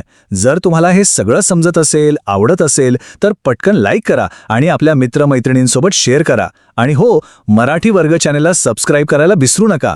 महाटेट पेपर 1 ची संपूर्ण EVS प्लेलिस्ट आपल्या चॅनलवर तयार आहे. तिची लिंकसुद्धा तुम्हाला खाली डिस्क्रिप्शनमध्ये मिळेल. चला तर मग आता सगळ्यात महत्वाचा भाग, प्रॅक्टिस. आपण जे काही शिकलो त्यावर परीक्षेत नेमके कसे प्रश्न येतात हे बघण्यासाठी आपण मागच्या काही वर्षांमधले प्रश्न सोडवून बघूया. तयार आहात? हा आहे आपला पहिला प्रश्न. आपण आत्ताच यावर बोललो. थोडा वेळ घ्या, विचार करा आणि आपलं उत्तर खाली कमेंट बॉक्समध्ये लिहा. बघूया किती जणांना आठवतंय. तर बरोबर उत्तर आहे पर्याय सी, आघात तंत्र. आपण पाहिलं होतं की पुराश्मयुगातली हत्यारं ह्याच तंत्राने बनवली जायची. आता पुढचा प्रश्न. पुन्हा एकदा नीट विचार करा. सर्वात सुरुवातीची अगदी बेसिक हत्यारं कोणती होती? आपलं उत्तर कमेंटमध्ये नक्की टाईप करा. आणि याचं अचूक उत्तर आहे पर्याय डी, तोड हत्यारे. आठवतंय, आपण चॉपर आणि हँडॲक्समधला फरक बघितला होता. ही ती पहिली साधी हत्यारं होती. तिसरा प्रश्न तर खूपच सोपा आहे, पण खूप महत्वाचा. अश्मयुगाचा पहिला टप्पा कोणता? चला पटकन उत्तर द्या. अगदी बरोबर. उत्तर आहे पर्याय सी, पुराश्मयुग. हाच तो काळ आहे जिथून मानवी तंत्रज्ञानाची खरी सुरुवात झाली. चौथा प्रश्न. तोड हत्यारापेक्षा जास्त ॲडव्हान्स होती हतकुराड. मग तिचा मुख्य उपयोग काय असावा? विचार करा. याचं अचूक उत्तर आहे सी, मांस कापणे आणि खरवडणे.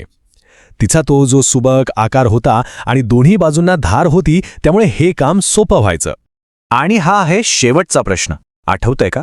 आपण अगदी सुरुवातीला याबद्दल बोललो होतो. हत्यार निवडतानाचं सगळ्यात पहिलं आणि महत्वाचं तत्व कोणतं होतं? एकदम बरोबर. उत्तर आहे डी, उपलब्धता. कोणतीही वस्तू वापरायच्या आधी ती सहज उपलब्ध तर असायला पाहिजे ना. हीच होती पहिली आणि सगळ्यात नैसर्गिक पायरी. तर आपण पाहिलं की एका साध्या दगडापासून एका सुबक हत्यारापर्यंतचा प्रवास हा मानवी बुद्धीचा किती मोठा टप्पा होता. पण यानंतर काय? दगडी हत्यारांनंतर असा कोणता मोठा शोध लागला असेल ज्याने माणसाचं आयुष्य पुन्हा एकदा पूर्णपणे बदलून टाकलं? विचार करा आणि आपलं उत्तर खाली कॉमेंट्समध्ये नक्की सांगा.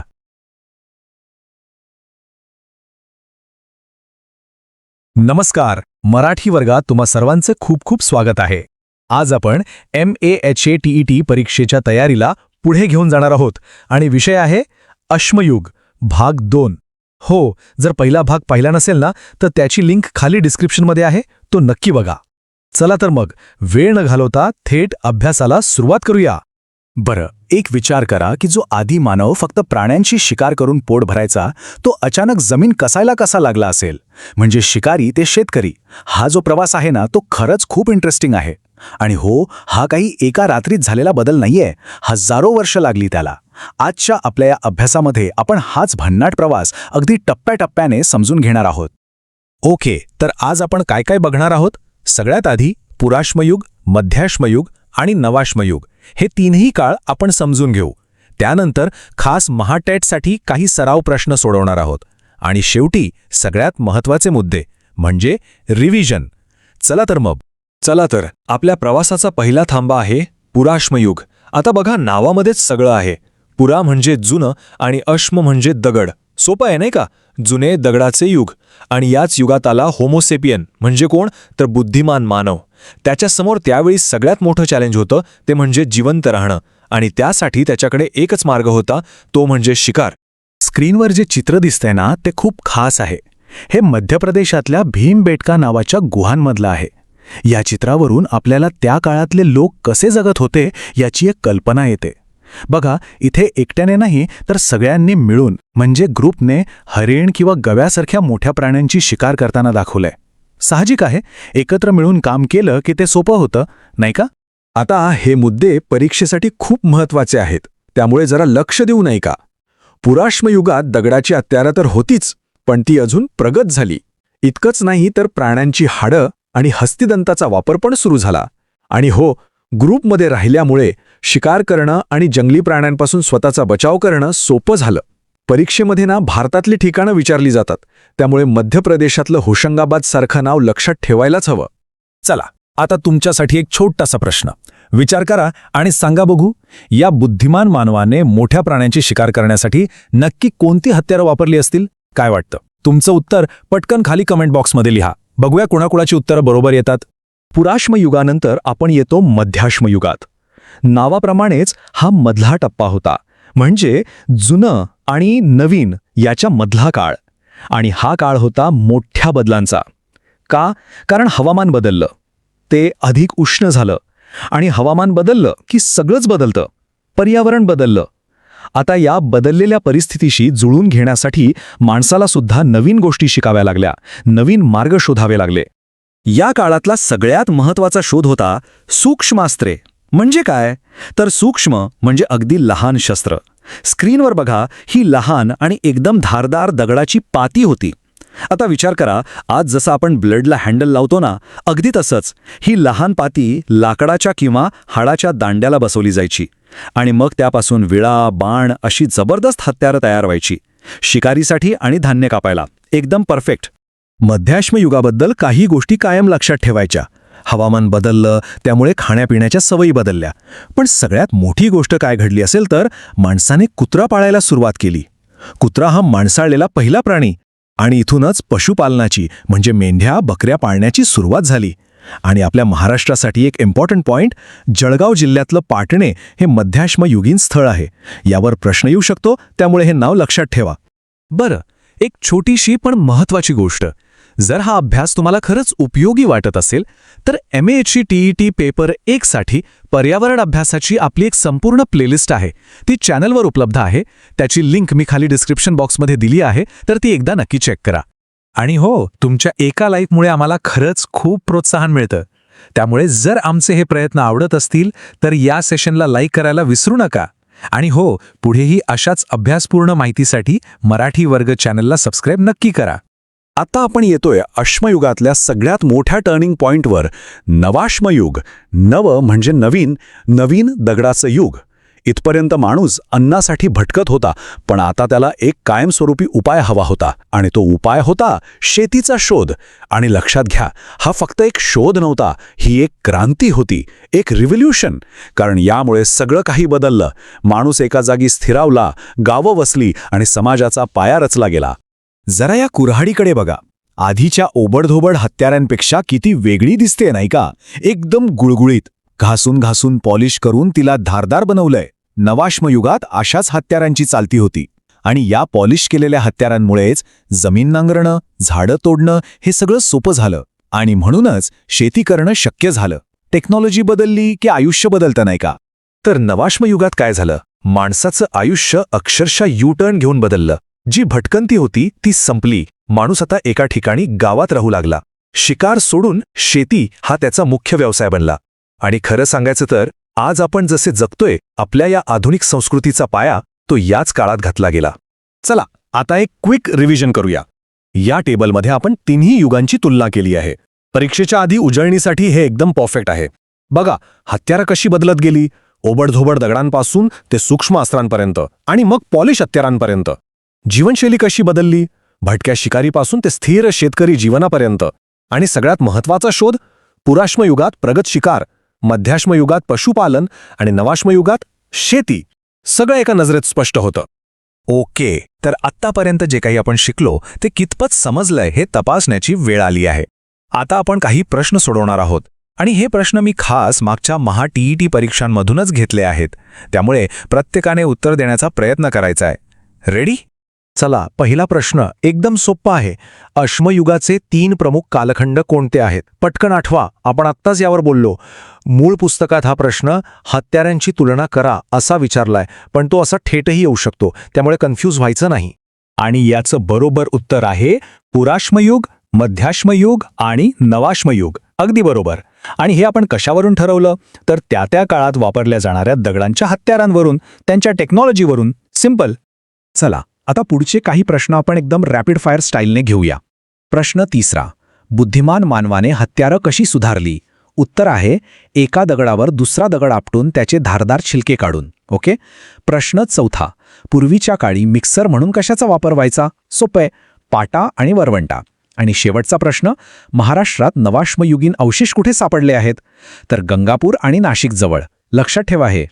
चला तर मग आजच्या या सेशनमधले सगळ्यात महत्त्वाचे मुद्दे म्हणजे की टेकअवेज एकदा पटकन पुन्हा बघूया, म्हणजे ते डोक्यात एकदम फिट बसतील. परीक्षेच्या दृष्टीने हे 4 पॉइंट्स अजिबात विसरायचे नाहीत. पहिलं, अश्मयुगाचे 3 भाग, पुरा, मध्य आणि नव.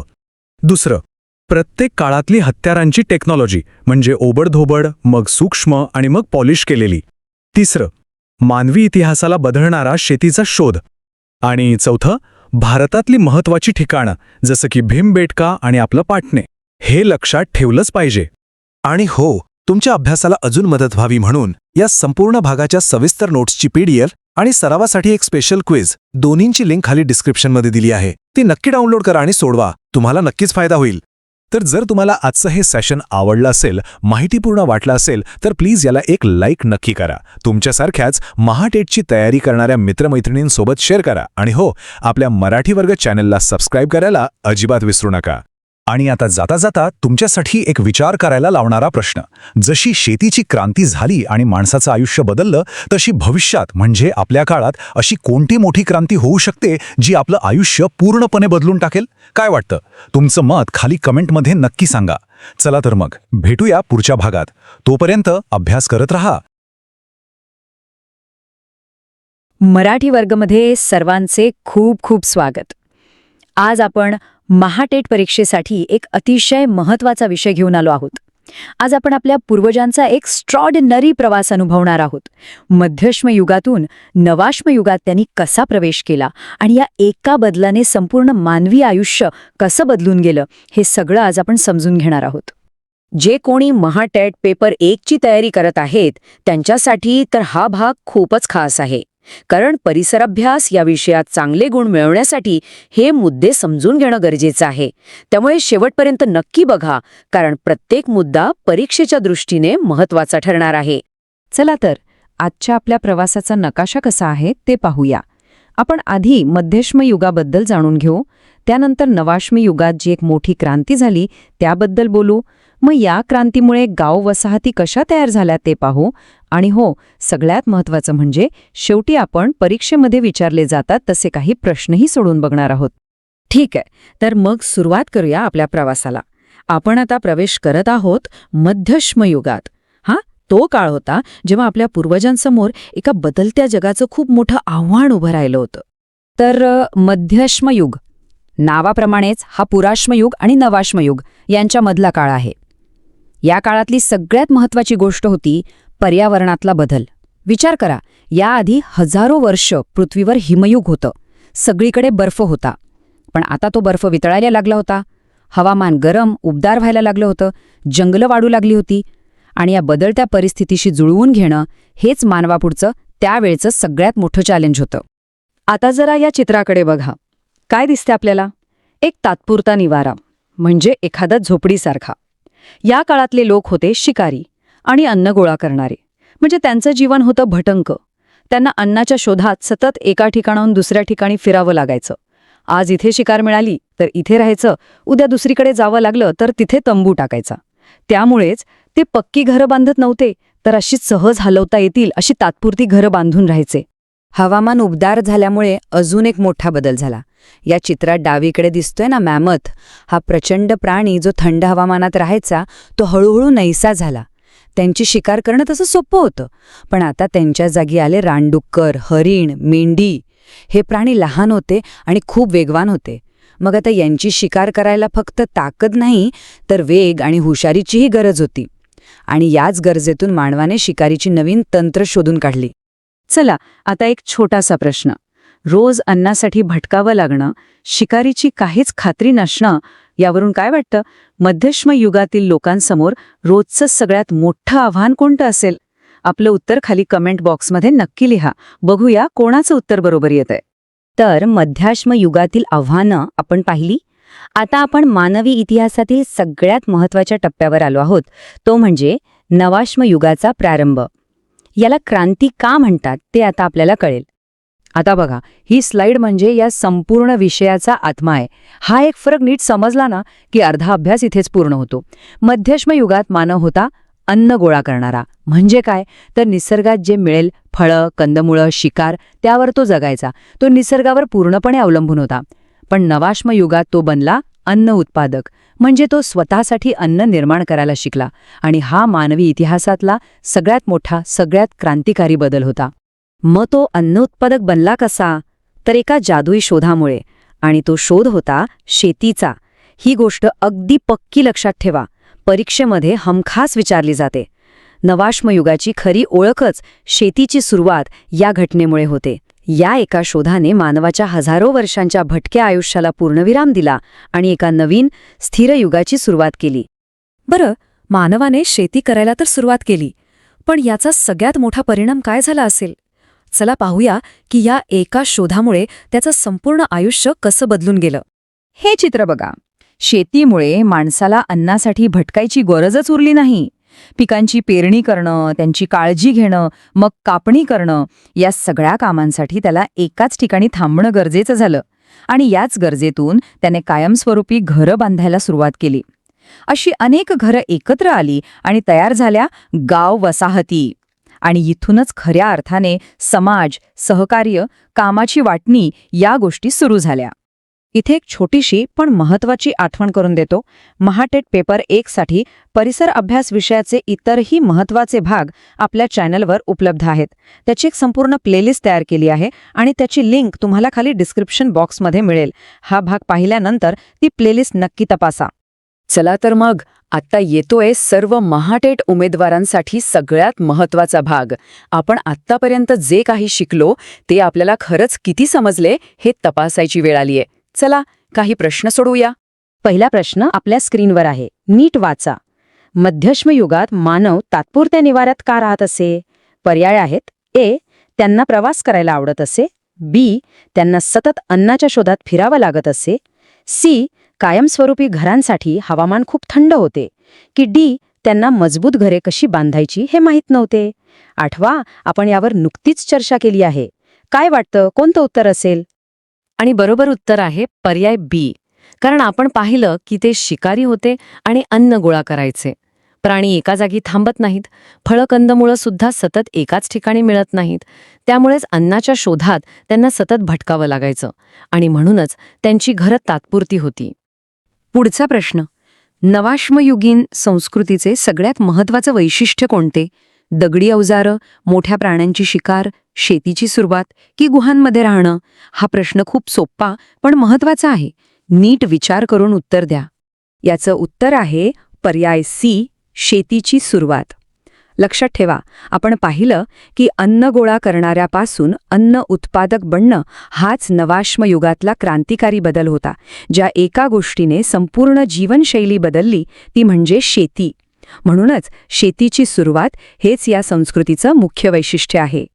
तिसरा प्रश्न, नवाश्मयुगात कायमस्वरूपी वस्त्या म्हणजे गाव वसाहती का तयार झाल्या? हवामानापासून संरक्षण, नद्यांची जवळीक, शेतीमुळे मिळणारा स्थिर अन्नपुरवठा की सामाजिक नियम? विचार करा, शेती आणि वस्ती यांचा काय संबंध आपण पाहिला होता? अगदी बरोबर, उत्तर आहे पर्याय सी. एकदा का शेतात बी पेरलं की त्याची कापणी होईपर्यंत तिथेच थांबावं लागणार. म्हणजे अन्नासाठी दुसरीकडे भटकण्याची गरजच संपली. अन्न एकाच ठिकाणी उपलब्ध झालं आणि त्यामुळे लोक एकाच ठिकाणी कायमचे राहू लागले आणि त्यातूनच कायमस्वरूपी वस्त्या तयार झाल्या. चौथा प्रश्न हा दोन्ही युगांची थेट तुलना करतोय. मध्यश्मयुगापासून नवाश्मयुगापर्यंत अन्नाच्या स्रोतामध्ये मुख्य बदल कोणता झाला? पर्यायांवर नजर टाका आणि योग्य बदल ओळखा. याचं बरोबर उत्तर आहे पर्याय बी. मध्यश्मयुगात मानव निसर्गात जे मिळेल ते शिकार करून किंवा गोळा करून खायचा, पण नवाश्मयुगात तो शेती करून धान्य पिकवू लागला आणि सोबतच पशुपालन करून दूध आणि मांसही मिळवू लागला. म्हणजे तो स्वतः अन्न निर्माण करू लागला. हाच तो मुख्य बदल होता. आणि हा आपला शेवटचा सराव प्रश्न. हवामान उबदार झाल्यावर मध्यश्मयुगात कोणत्या प्राण्यांची शिकार जास्त केली जात असे? मॅमथ, डायनासोर, रानडुक्कर आणि हरिण की पाळीव गाय? याचं बरोबर उत्तर आहे पर्याय सी, रानडुक्कर आणि हरिण. आपण सुरुवातीलाच पाहिलं की हवामान बदलामुळे मॅमथसारखे थंड प्रदेशातले मोठे प्राणी नाहीसे झाले होते. डायनासोर तर त्याही खूप आधीच नष्ट झाले होते आणि पाळीव गायी तर नवाश्मयुगात आल्या. त्यामुळे मध्यश्मयुगात मानवाला रानडुक्कर आणि हरिण यांसारख्या लहान आणि वेगवान प्राण्यांची शिकार करावी लागली. प्रश्नांची उत्तरं खूप छान दिली. चला आता जाता जाता या दोन्ही महत्वाच्या युगांमधले मुख्य फरक एकाच ठिकाणी सोप्या पद्धतीने पुन्हा एकदा पाहूया, म्हणजे तुमची एक चांगली उजळणी होईल. ही स्लाईड परीक्षेच्या आधी उजळणीसाठी खूप महत्वाची आहे. चला पटकन पाहूया. अन्न मध्यश्मयुगात शिकार आणि संकलन, नवाश्मयुगात शेती आणि पशुपालन. निवारा मध्यश्मयुगात तात्पुरते तंबू, नवाश्मयुगात गावांमध्ये पक्की घरं. जीवनशैली मध्यश्मयुगात भटकी तर नवाश्मयुगात स्थिर. आणि सगळ्यात महत्वाचं मानवाची भूमिका, मध्यश्मयुगात अन्न गोळा करणारा तर नवाश्मयुगात अन्न उत्पादक. आणि एक अत्यंत महत्वाची गोष्ट, तुमचा अभ्यास आणखी पक्का व्हावा यासाठी या संपूर्ण विषयाच्या महत्वाच्या नोट्सची PDF आणि सरावासाठी एक खास क्विज या दोन्हींची लिंक खाली डिस्क्रिप्शन बॉक्समध्ये दिली आहे. हा भाग बघून झाल्यावर ती PDF नक्की डाउनलोड करा आणि क्विज सोडवून स्वतःला तपासा. जर हे स्पष्टीकरण तुम्हाला आवडलं असेल आणि तुमच्या अभ्यासात त्याची खरोखर मदत झाली असेल तर कृपया ह्या भागाला एक लाईक नक्की करा. आपल्या महाटेटची तयारी करणाऱ्या इतर मित्रांसोबत शेअर करा आणि मराठी वर्ग ह्या आपल्या YouTube चॅनलला सबस्क्राईब करायला विसरू नका. धन्यवाद.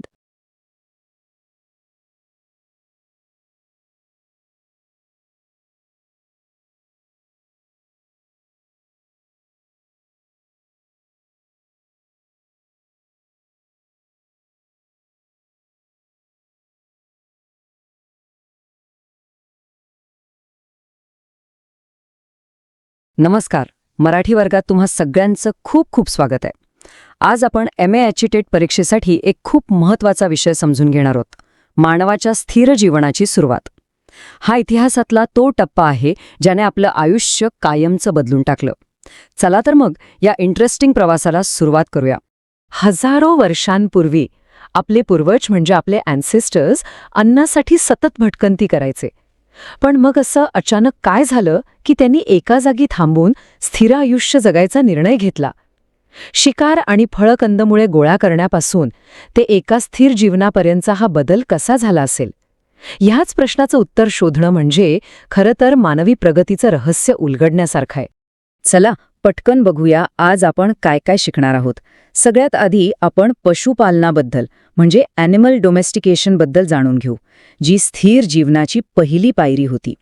त्यानंतर शेती म्हणजे ॲग्रिकल्चर, ही जी एक लाईफ चेंजिंग क्रांती होती, तिचा अभ्यास करू. या बदलांमुळे कोणती नवीन स्किल्स आणि व्यवसाय तयार झाले हे पाहू.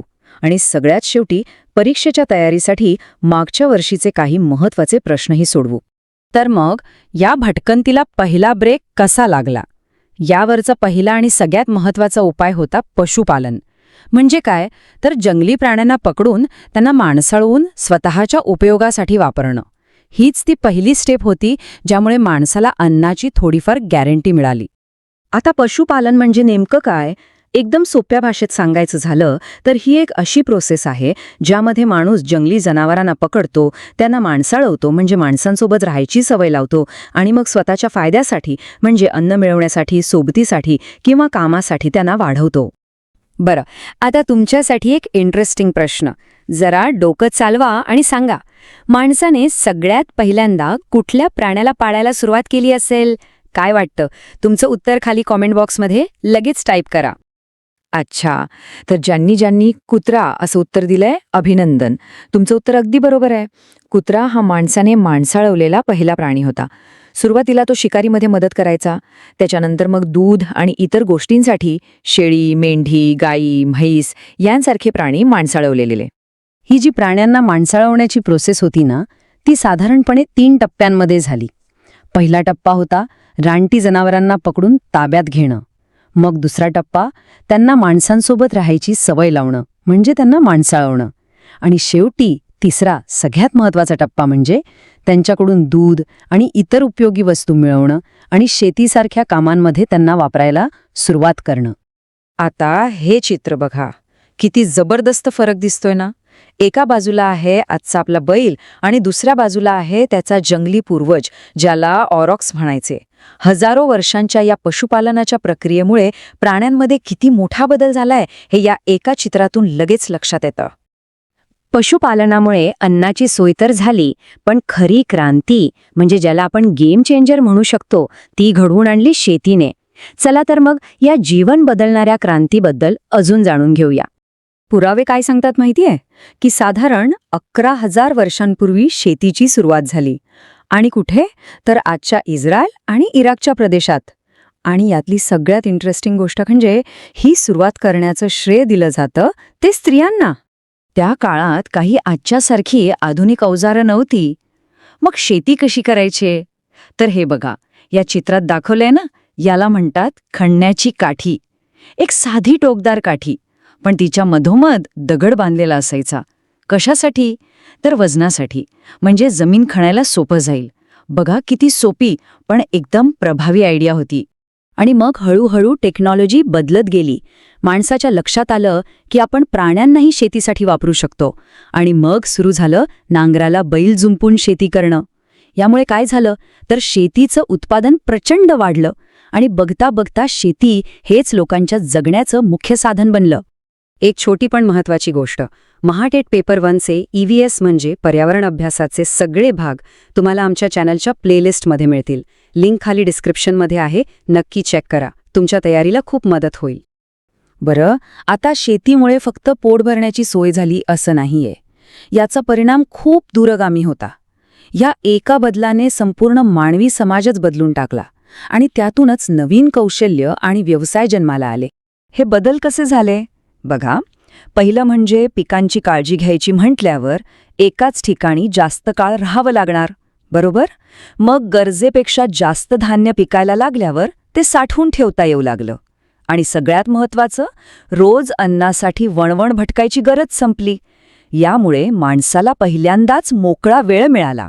आणि याच वेळेत मग नवीन कला, नवीन कौशल्य विकसित झाली आणि समाज जास्त ऑर्गनाइज्ड झाला. चला, आत्तापर्यंत आपण जे काही शिकलो ते आपल्याला कितपत समजले हे तपासून बघूया. परीक्षेच्या दृष्टीने हा भाग खूप महत्त्वाचा आहे, म्हणून आता आपण महाटेटच्या मागच्या काही परीक्षांमध्ये आलेले प्रश्न सोडवणार आहोत. तयार आहात? पहिला प्रश्न तुमच्या स्क्रीनवर आहे. माणसाने माणसाळवलेला पहिला प्राणी कोणता होता? पर्याय आहेत ए. गाय, बी. कुत्रा, सी. शेळी आणि डी. घोडा. विचार करा, आपण याबद्दल बोललो आहोत. आणि ह्याचं बरोबर उत्तर आहे पर्याय बी. कुत्रा. आपण पाहिलं की शिकारीमध्ये मदत करण्यासाठी त्याला सगळ्यात आधी माणसाळवलं गेलं. बाकीचे प्राणी जसे की गाय, शेळी हे नंतर आले. आता पुढचा प्रश्न, शेतीची सुरुवात कोणी केली असे मानले जाते? पर्याय आहेत ए. पुरुष, बी. मुले, सी. स्त्रिया आणि डी. वरील सर्व. याचं उत्तर आहे पर्याय सी. स्त्रिया. पुराव्यांनुसार असं मानलं जातं की स्त्रियांनीच खणण्याच्या काठीसारख्या साध्या अवजारांनी शेतीची सुरुवात केली होती. आणखी एक महत्त्वाची सूचना, आजच्या या भागाच्या सगळ्या महत्त्वाच्या नोट्स तुम्हाला PDF फॉर्मॅटमध्ये मिळतील. शिवाय सरावासाठी एक क्विझसुद्धा आहे. दोघांची लिंक खाली डिस्क्रिप्शन बॉक्समध्ये दिलेली आहे. परीक्षेच्या आधी रिव्हिजनसाठी त्याचा नक्कीच फायदा होईल. जर तुम्हाला हा भाग आवडला असेल, माहितीपूर्ण वाटला असेल, तर प्लीज याला लाईक करा, आपल्या मित्रमैत्रिणींसोबत शेअर करा. आणि हो, एमनेट स्टेटच्या तयारीसाठी असेच भाग बघत राहण्यासाठी मराठी वर्ग चॅनलला सबस्क्राईब करायला अजिबात विसरू नका.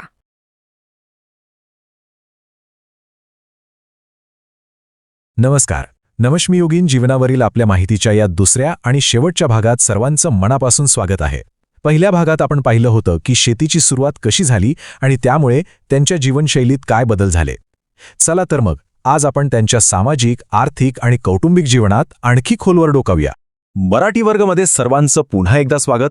खास करून जे महाटेट परीक्षेची तयारी करत आहेत त्यांच्यासाठी तर हा भाग खूपच महत्त्वाचा आहे, कारण आज आपण नवश्मयुगीन समाजाची रचना आणि त्यावर आधारित परीक्षेत कसे प्रश्न येतात यावर जास्त लक्ष देणार आहोत. चला तर आज आपण काय काय शिकणार आहोत त्यावर एक पटकन नजर टाकूया. आपण गावातील आर्थिक जीवन समजून घेऊ, मग त्यांची घरं आणि गावं कशी होती ते पाहू, आणि त्यानंतर कुटुंब आणि त्यांच्या श्रद्धांबद्दल बोलू. आणि हो, सगळ्यात शेवटी तुमच्यासाठी एक खास विभाग आहे, टेट परीक्षेचा कोपरा, जिथे आपण मागच्या वर्षांच्या पेपरमधले काही प्रश्न सोडवणार आहोत. एक गोष्ट लक्षात ठेवा, या भागाच्या नोट्स PDF स्वरूपात आणि सरावासाठी एक क्विज यांची लिंक खाली डिस्क्रिप्शनमध्ये आहे, ती नक्की बघा हा. ठीक आहे, तर सुरुवात करूया पहिल्या मुद्द्यापासून, गावातील आर्थिक जीवन. म्हणजे ही नवश्मयुगीन गावं स्वतःला कशी टिकवून ठेवत होती. त्यांची अर्थव्यवस्था स्वयंपूर्ण होती, जी मुख्यत्वे शेती आणि वेगवेगळ्या कौशल्यांवर अवलंबून होती. चला हे जरा सविस्तरपणे समजून घेऊया. झालं असं की शेतीमुळे गरजेपेक्षा जास्त अन्नधान्य तयार होऊ लागलं. मग साहजिकच गावातल्या काही लोकांना इतर कामं करायला वेळ मिळाला आणि यातूनच कुंभार, सुतार असे कुशल कारागीर तयार झाले. बघा, या चित्रात जसं दिसतंय, एक स्त्री हाताने मातीची भांडी बनवत आहे. ही भांडी रोजच्या वापरासाठी खूपच आवश्यक होती. पण मग प्रश्न येतो की या कारागिरांना त्यांच्या कामाचा मोबदला कसा मिळायचा, कारण तेव्हा पैसे किंवा चलन असं काहीच नव्हतं. मग इथेच सुरू झाली वस्तुविनिमय पद्धत, म्हणजेच बार्टर सिस्टम. म्हणजे काय, तर वस्तूंच्या बदल्यात वस्तू किंवा सेवांची देवाणघेवाण करणं. अर्थात यात एक अडचण होती. तुम्हाला अशी व्यक्ती शोधावी लागायची जिला तुमच्याकडची वस्तू हवी आहे आणि तिच्याकडची वस्तू तुम्हाला हवी आहे. याच गरजेतून पुढे चलनाची कल्पना आली असावी. आता ही पद्धत कशी चालायची ते या स्लाईडवरून अगदी सोपं होऊन जाईल. बघा, शेतकरी गरजेपेक्षा जास्त धान्य पिकवत असे. दुसरीकडे कारागिरांना पोटासाठी धान्य हवं असायचं आणि त्याचवेळी शेतकऱ्याला रोजच्या कामासाठी भांडी आणि अवजारं हवी असायची. मग काय, सोपं आहे.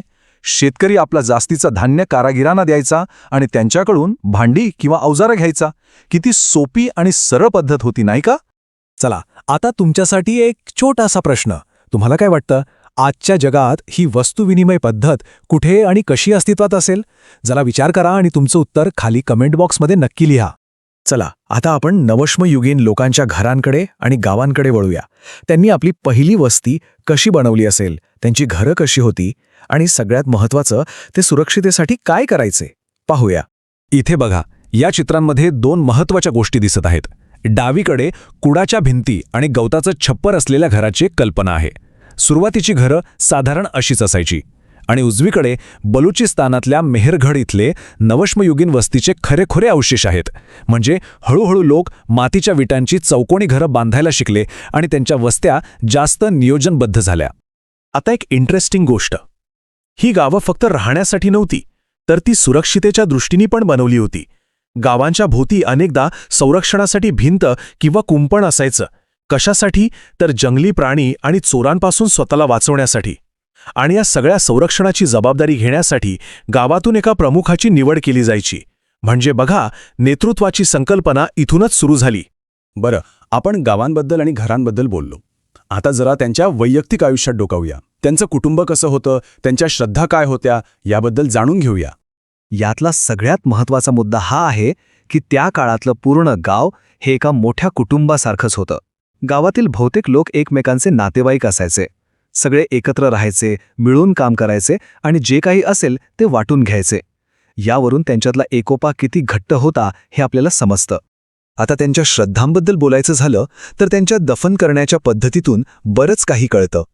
ते मृत व्यक्तींना त्यांच्या घरात किंवा घराच्या अंगणातच दफन करायचे. आणि एवढंच नाही, तर त्या मृतदेहासोबत त्यांच्या रोजच्या वापरातल्या वस्तू पण ठेवायचे. यावरून असा अंदाज लावला जातो की त्यांचा मृत्यूनंतरच्या जीवनावर विश्वास असावा. पुढच्या सेक्शनकडे जाण्याआधी एक महत्त्वाची गोष्ट सांगायची आहे. महाटेट पेपर 1 मधील पर्यावरण अभ्यासाच्या म्हणजेच EVSच्या तयारीसाठी आपण एक संपूर्ण प्लेलिस्ट बनवली आहे. त्याची लिंक खाली डिस्क्रिप्शनमध्ये आहे. परीक्षेच्या चांगल्या तयारीसाठी ती नक्की बघा. चला तर मग आता वेळ झाली आहे आपल्या सगळ्यांत आवडत्या विभागाची, TET परीक्षेचा कोपरा. आपण आतापर्यंत जे काही शिकलो ते तपासून पाहण्याची हेच खरी वेळ आहे. बघूया मागच्या वर्षांच्या परीक्षेत यावर कसे प्रश्न आले होते. हा आहे पहिला प्रश्न. नवश्म युगात प्राथमिक आर्थिक व्यवस्था कोणती होती? पर्याय आहेत चलन पद्धत, वस्तुविनिमय पद्धत, पतपद्धत आणि सरंजामशाही. थोडा विचार करा. आपण यावर आत्ताच बोललो आहोत. बरोबर, याचं उत्तर आहे बी, वस्तुविनिमय पद्धत. आपण पाहिलं की तेव्हा पैसे नव्हते, त्यामुळे शेतकरी आणि कारागीर आपापल्या वस्तूंची थेट देवाणघेवाण करायचे. सोपा होता. आता हा दुसरा प्रश्न. नवश्म युगाच्या सुरुवातीच्या काळात घरे प्रामुख्याने कशाची बनलेली असत? पर्याय आहेत विटा, दगड, कूड आणि माती किंवा कॉन्क्रीट. आठवतंय का ते चित्र?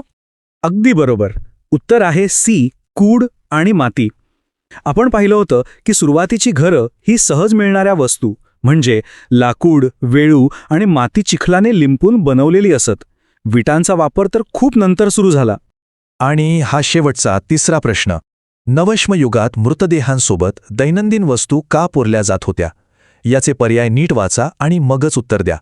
एकदम बरोबर. योग्य उत्तर आहे सी, मृत्यूनंतरच्या जीवनावरील विश्वास. त्यांच्या रोजच्या वस्तू सोबत ठेवणं हेच दाखवतं की त्यांचा विश्वास होता की मृत्यूनंतरही एक जीवन आहे आणि तिथे या वस्तूंची गरज पडेल. तर मित्रांनो, आज आपण नवश्मयुगीन जीवनाच्या अनेक महत्त्वाच्या पैलूंना स्पर्श केला. आता जाता जाता परीक्षेसाठी महत्त्वाचे असलेले काही मुख्य मुद्दे पुन्हा एकदा बघूया, म्हणजे ते तुमच्या डोक्यात अगदी पक्के बसतील. हे 4 मुद्दे अगदी लक्षात ठेवा. पहिलं, अर्थव्यवस्था वस्तुविनिमयावर चालायची. दुसरं, गावांना संरक्षणासाठी कुंपण असायचं आणि त्यासाठी एक प्रमुख निवडला जायचा. तिसरं, संपूर्ण गाव हे एका कुटुंबासारखं होतं. आणि चौथं म्हणजे त्यांच्या दफनविधीच्या पद्धतीवरून त्यांचा मृत्यूनंतरच्या जीवनावरील विश्वास दिसून येतो. हे मुद्दे परीक्षेसाठी खूप महत्त्वाचे आहेत. तर कसा वाटला आजचा हा भाग? आवडला असेल तर कृपया एक लाईक नक्की करा, तुमच्या मित्रमैत्रिणींसोबत शेअर करा आणि हो, मराठी वर्ग चॅनलला सबस्क्राईब केलं नसेल तर लगेच करा. आणि विसरू नका, तुमच्या सरावासाठी PDF नोट्स आणि क्विजची लिंक खाली डिस्क्रिप्शनमध्ये आहे. तिचा पुरेपूर फायदा घ्या. भेटूया पुढच्या भागात एका नवीन आणि तितक्याच रंजक विषयासोबत. तोपर्यंत अभ्यास करत रहा. नमस्कार मंडळी, मराठी वर्गमध्ये आपल्या सगळ्यांचं खूप खूप स्वागत. महाटेट परीक्षेची तयारी करताय ना? मग आजचा आपला हा धडा आपल्यासाठी खूप महत्त्वाचा ठरणार आहे. आपण अभ्यासणार आहोत स्थिर जीवन आणि नागरी संस्कृती. आणि हो, हा आहे आपला भाग पहिला. यात आपण काही असे शोध पाहणार आहोत ज्यांनी माणसाचं आयुष्यच बदलून टाकलं. आणि हे सगळं परीक्षेसाठी खूप महत्त्वाचं आहे. आपल्या मराठी वर्ग चॅनलवर आपण एकत्र मिळून महाटेटची तयारी एकदम सोपी आणि इंटरेस्टिंग बनवणार आहोत. चला तर मग एकदम नव्या जोशात आजच्या अभ्यासाला सुरुवात करूया. बरं, आज आपण काय काय शिकणार आहोत त्याची ही एक छोटीशी झलक. सगळ्यात आधी आपण बघूया धातूचा वापर कसा सुरू झाला, मग चाकावर भांडी कशी बनवली जाऊ लागली आणि त्याचा काय परिणाम झाला ते पाहू. त्यानंतर साहजिकच व्यापार आणि वाहतूक कशी वाढली हे समजून घेऊ. आणि सगळ्यात शेवटी जे आपल्यासाठी खूप महत्त्वाचं आहे ते म्हणजे महाटेट परीक्षेसाठी काही महत्त्वाचे सराव प्रश्न, तेही आपण सोडवणार आहोत. चला तर मग सुरू करूया आपल्या पहिल्या भागाला, धातूचा वापर. आता बघा, अश्मयुगात माणूस काय वापरायचा? दगड, दगडाची हत्यारं. पण मग माणसाने धातूंचा शोध लावला. आणि काय सांगू, हा एकच शोध मानवासाठी एक खूप मोठी क्रांती ठरला, ज्याने सगळं काही बदलून टाकलं. माणसाला सापडलेला सगळ्यात पहिला धातू कोणता असेल असं वाटतं? तो होता सोनं. हो, सोनं. पण एक गंमत आहे, सोनं कसं असतं? अगदी नरम. त्यामुळे त्याची हत्यारं किंवा अवजारं बनवणं शक्यच नव्हतं. मग त्याचा उपयोग कशासाठी झाला? अर्थात दागिने बनवण्यासाठी. हा मुद्दा लक्षात ठेवा, कारण यावरून आपल्याला समजतं की सुरुवातीला धातूचा वापर गरजेसाठी नाही तर सौंदर्य आणि सजावटीसाठी जास्त महत्त्वाचा होता. आता हे बघा, तंत्रज्ञान कसं टप्प्याटप्प्याने पुढे गेलं हे किती छान दिसतं इथे. इतिहासकारांनी काय केलं, माणसाने हत्यारं बनवण्यासाठी जे साहित्य वापरलं ना, त्यावरून इतिहासाचे 3 भाग पाडले. पहिला, जेव्हा दगडाची हत्यारं होती तो काळ म्हणजे अश्मयुग. मग आला तांब्याच्या हत्यारांचा काळ, त्याला म्हणतात ताम्रयुग. आणि शेवटी लोखंडाची हत्यारं, तो झाला लोहयुग. या सिस्टेमला त्रियुग पद्धत असं म्हणतात. सोप्या आहे ना लक्षात ठेवायला? ताम्रयुग हा शब्द लक्षात ठेवा. हा मानवी इतिहासातला एक खराखुरा टर्निंग पॉइंट होता. का माहितीये? कारण तांबे हा पहिला असा धातू होता जो हत्यारं आणि अवजारं बनवण्यासाठी पुरेसा मजबूत होता. जरा विचार करा, दगडाच्या बोथट हत्यारांच्या जागी आता तांब्याची धारदार हत्यारं आली होती. साहजिकच शेती, शिकार सगळीच कामं कितीतरी सोपी झाली असणार, नाही का? चला आता थोडं पुढे जाऊया. तंत्रज्ञानाचं कसं असतं बघा, एक शोध लागला की त्यातून दुसरा शोध लागतो. असाच एक जबरदस्त शोध होता चाकाचा. आणि ह्या एका चाकाने भांडी बनवण्याची जी पद्धत होती ना, ती कायमची बदलून टाकली. हे बघा इथे कुंभाराचं चाक. ह्याच चाकामुळे काय जादू झाली तर मोठ्या प्रमाणात एकदम फास्ट आणि सगळ्यात महत्त्वाचं म्हणजे एकसारख्या आकाराची गोल गरगरीत भांडी बनवणं शक्य झालं. आधी हाताने बनवलेली भांडी कशी असायची? थोडी वेडीवाकडी. पण आताची भांडी एकदम सुबक आणि वापरायला सोपी झाली. तर यातला सगळ्यात महत्त्वाचा पॉइंट काय? तर चाकामुळे फक्त चांगली भांडी नाही बनली, तर गरजेपेक्षा खूप जास्त भांडी बनायला लागली. म्हणजे काय झालं? अतिरिक्त उत्पादन. आणि जेव्हा आपल्याकडे गरजेपेक्षा जास्त वस्तू असतात तेव्हा काय होतं? बरोबर, व्यापार सुरू होतो. याच अतिरिक्त उत्पादनामुळे व्यापाराचा पाया घातला गेला. आणि मग समाजात व्यापारी, कुशल कारागीर असे वेगवेगळे वर्ग तयार झाले. एक छोटीशी पण महत्त्वाची गोष्ट, महाटेट पेपर 1 साठी पर्यावरण अभ्यास म्हणजे EVSचे अधिक धडे हवे असतील तर आपल्या चॅनलवरची प्लेलिस्ट नक्की बघा. त्याची लिंक खाली डिस्क्रिप्शनमध्ये दिली आहे. आपली तयारी एकदम पक्की होईल. बरं, आता आपण तिसऱ्या भागाकडे वळूया. भांडी तर खूप बनली, व्यापारही सुरू झाला. पण मग हा तयार झालेला माल एका जागेवरून दुसऱ्या जागे न्यायचा कसा? ही एक मोठी गरज निर्माण झाली. आणि इथेच चाकाचा दुसरा आणि तितकाच क्रांतिकारक उपयोग समोर आला, तो म्हणजे वाहतुकीसाठी. इथे बघा किती इंटरेस्टिंग आहे. चाकाची गाडी. हे तंत्रज्ञान फक्त एका ठिकाणी नव्हतं, तर मेसोपोटेमिया आणि आपली हडप्पा संस्कृती यांसारख्या मोठमोठ्या संस्कृतींमध्ये वापरलं जात होतं. कशासाठी? व्यापार आणि वाहतुकीसाठी. म्हणजे या गाड्यांमुळे दूरदूरच्या लोकांशी संपर्क साधणं आणि व्यापार करणं खूप सोपं झालं. तर ही साखळी लक्षात आली का? बघा, चाकामुळे भांडी जास्त बनली, जास्त भांड्यांमुळे व्यापार वाढला आणि चाकाच्याच गाडीमुळे तो माल दूरवर पोहोचवणं सोपं झालं. या सगळ्याचा परिणाम काय झाला? तर जी छोटी छोटी खेडी होती ती मोठी झाली आणि त्यातूनच हळूहळू शहरांचा म्हणजे नागरी संस्कृतीचा विकास झाला. सगळं कसं एकमेकांशी जोडलेलं आहे. चला आता खरी मजा, आपण जे काही शिकलो ते कितपत लक्षात राहिलंय हे तपासायची वेळ आली आहे. गेल्या काही वर्षांच्या परीक्षेत आलेले प्रश्न सोडूया, बघूया तरी किती जणांची उत्तरं बरोबर येत आहेत. यामुळे आपला कॉन्फिडन्स नक्कीच वाढेल. पहिला प्रश्न स्क्रीनवर आहे. मानवाने सगळ्यात आधी वापरलेला धातू कोणता होता जो मुख्यत्वे दागिने बनवण्यासाठी वापरला गेला? पर्याय आहेत: ए तांबे, बी लोखंड, सी सोने की डी दगड. विचार करा. चला पटकन हा भाग इथेच पॉज करा आणि आपलं उत्तर खाली कॉमेंट बॉक्समध्ये लिहा. बघूया कोणाचं उत्तर बरोबर येत आहे. चुकायला घाबरू नका, प्रयत्न महत्वाचा आहे. बरं, ज्यांनी उत्तर सी सोनं असं दिलंय त्या सगळ्यांचं खूप खूप अभिनंदन. तुमचं उत्तर अगदी बरोबर आहे. आपण आत्ताच पाहिलं की सोनं हा पहिला धातू होता, पण तो इतका नरम होता की त्याचा उपयोग फक्त आणि फक्त दागिने बनवण्यासाठीच झाला. ओके, आता पुढचा प्रश्न. कुंभाराच्या चाकाच्या शोधामुळे खालीलपैकी काय घडलं? पर्याय आहेत: ए लोहयुगाची सुरुवात झाली, बी भांडी बनवण्याचं उत्पादन वाढलं आणि वेगवान झालं, सी लिहिण्याची कला सापडली की डी सोन्याचा वापर सुरू झाला. सोप्पा आहे हा प्रश्न. आणि याचं बरोबर उत्तर आहे पर्याय बी. चाकाच्या शोधामुळे काय झालं तर कुंभार एकाच आकाराची भांडी खूप वेगाने बनवू शकले आणि याच मोठ्या उत्पादनामुळे पुढे व्यापाराची दारं उघडली गेली. चला आता एक क्विक रिव्हिजन करूया. आजच्या धड्यातले सगळ्यात महत्त्वाचे मुद्दे जे परीक्षेच्या आधी उजळणीसाठी आपल्याला खूप कामी येतील. हे मुद्दे अगदी लक्षात ठेवा. पॉइंट नंबर 1, पहिला वापरलेला धातू सोनं, पण फक्त दागिन्यांसाठी. पॉइंट नंबर 2, हत्यारांसाठी वापरलेला पहिला धातू तांबे आणि तेव्हापासून सुरू झाला ताम्रयुग. पॉइंट नंबर 3, कुंभाराच्या चाकाने भांडी बनवण्यात क्रांती आणली. आणि चौथा पॉइंट, चाकांच्या गाड्यांमुळे व्यापार आणि शहरांची वाढ झाली. एकदम सोपं. आणि हो, एक महत्त्वाची गोष्ट विसरू नका. या धड्याच्या PDF नोट्स आणि सरावासाठी एक मस्त क्विज, दोन्हींची लिंक खाली डिस्क्रिप्शनमध्ये दिली आहे. आपला अभ्यास आणखी पक्का करण्यासाठी त्याचा नक्की फायदा घ्या. जर आजचा हा धडा आपल्याला आवडला असेल, थोडा जरी उपयोगी वाटला असेल, तर प्लीज याला एक लाईक करा. आपल्या मित्रमैत्रिणींसोबत शेअर करा जे परीक्षेची तयारी करत आहेत, आणि आपल्या मराठी वर्ग चॅनलला सबस्क्राईब करायला अजिबात विसरू नका.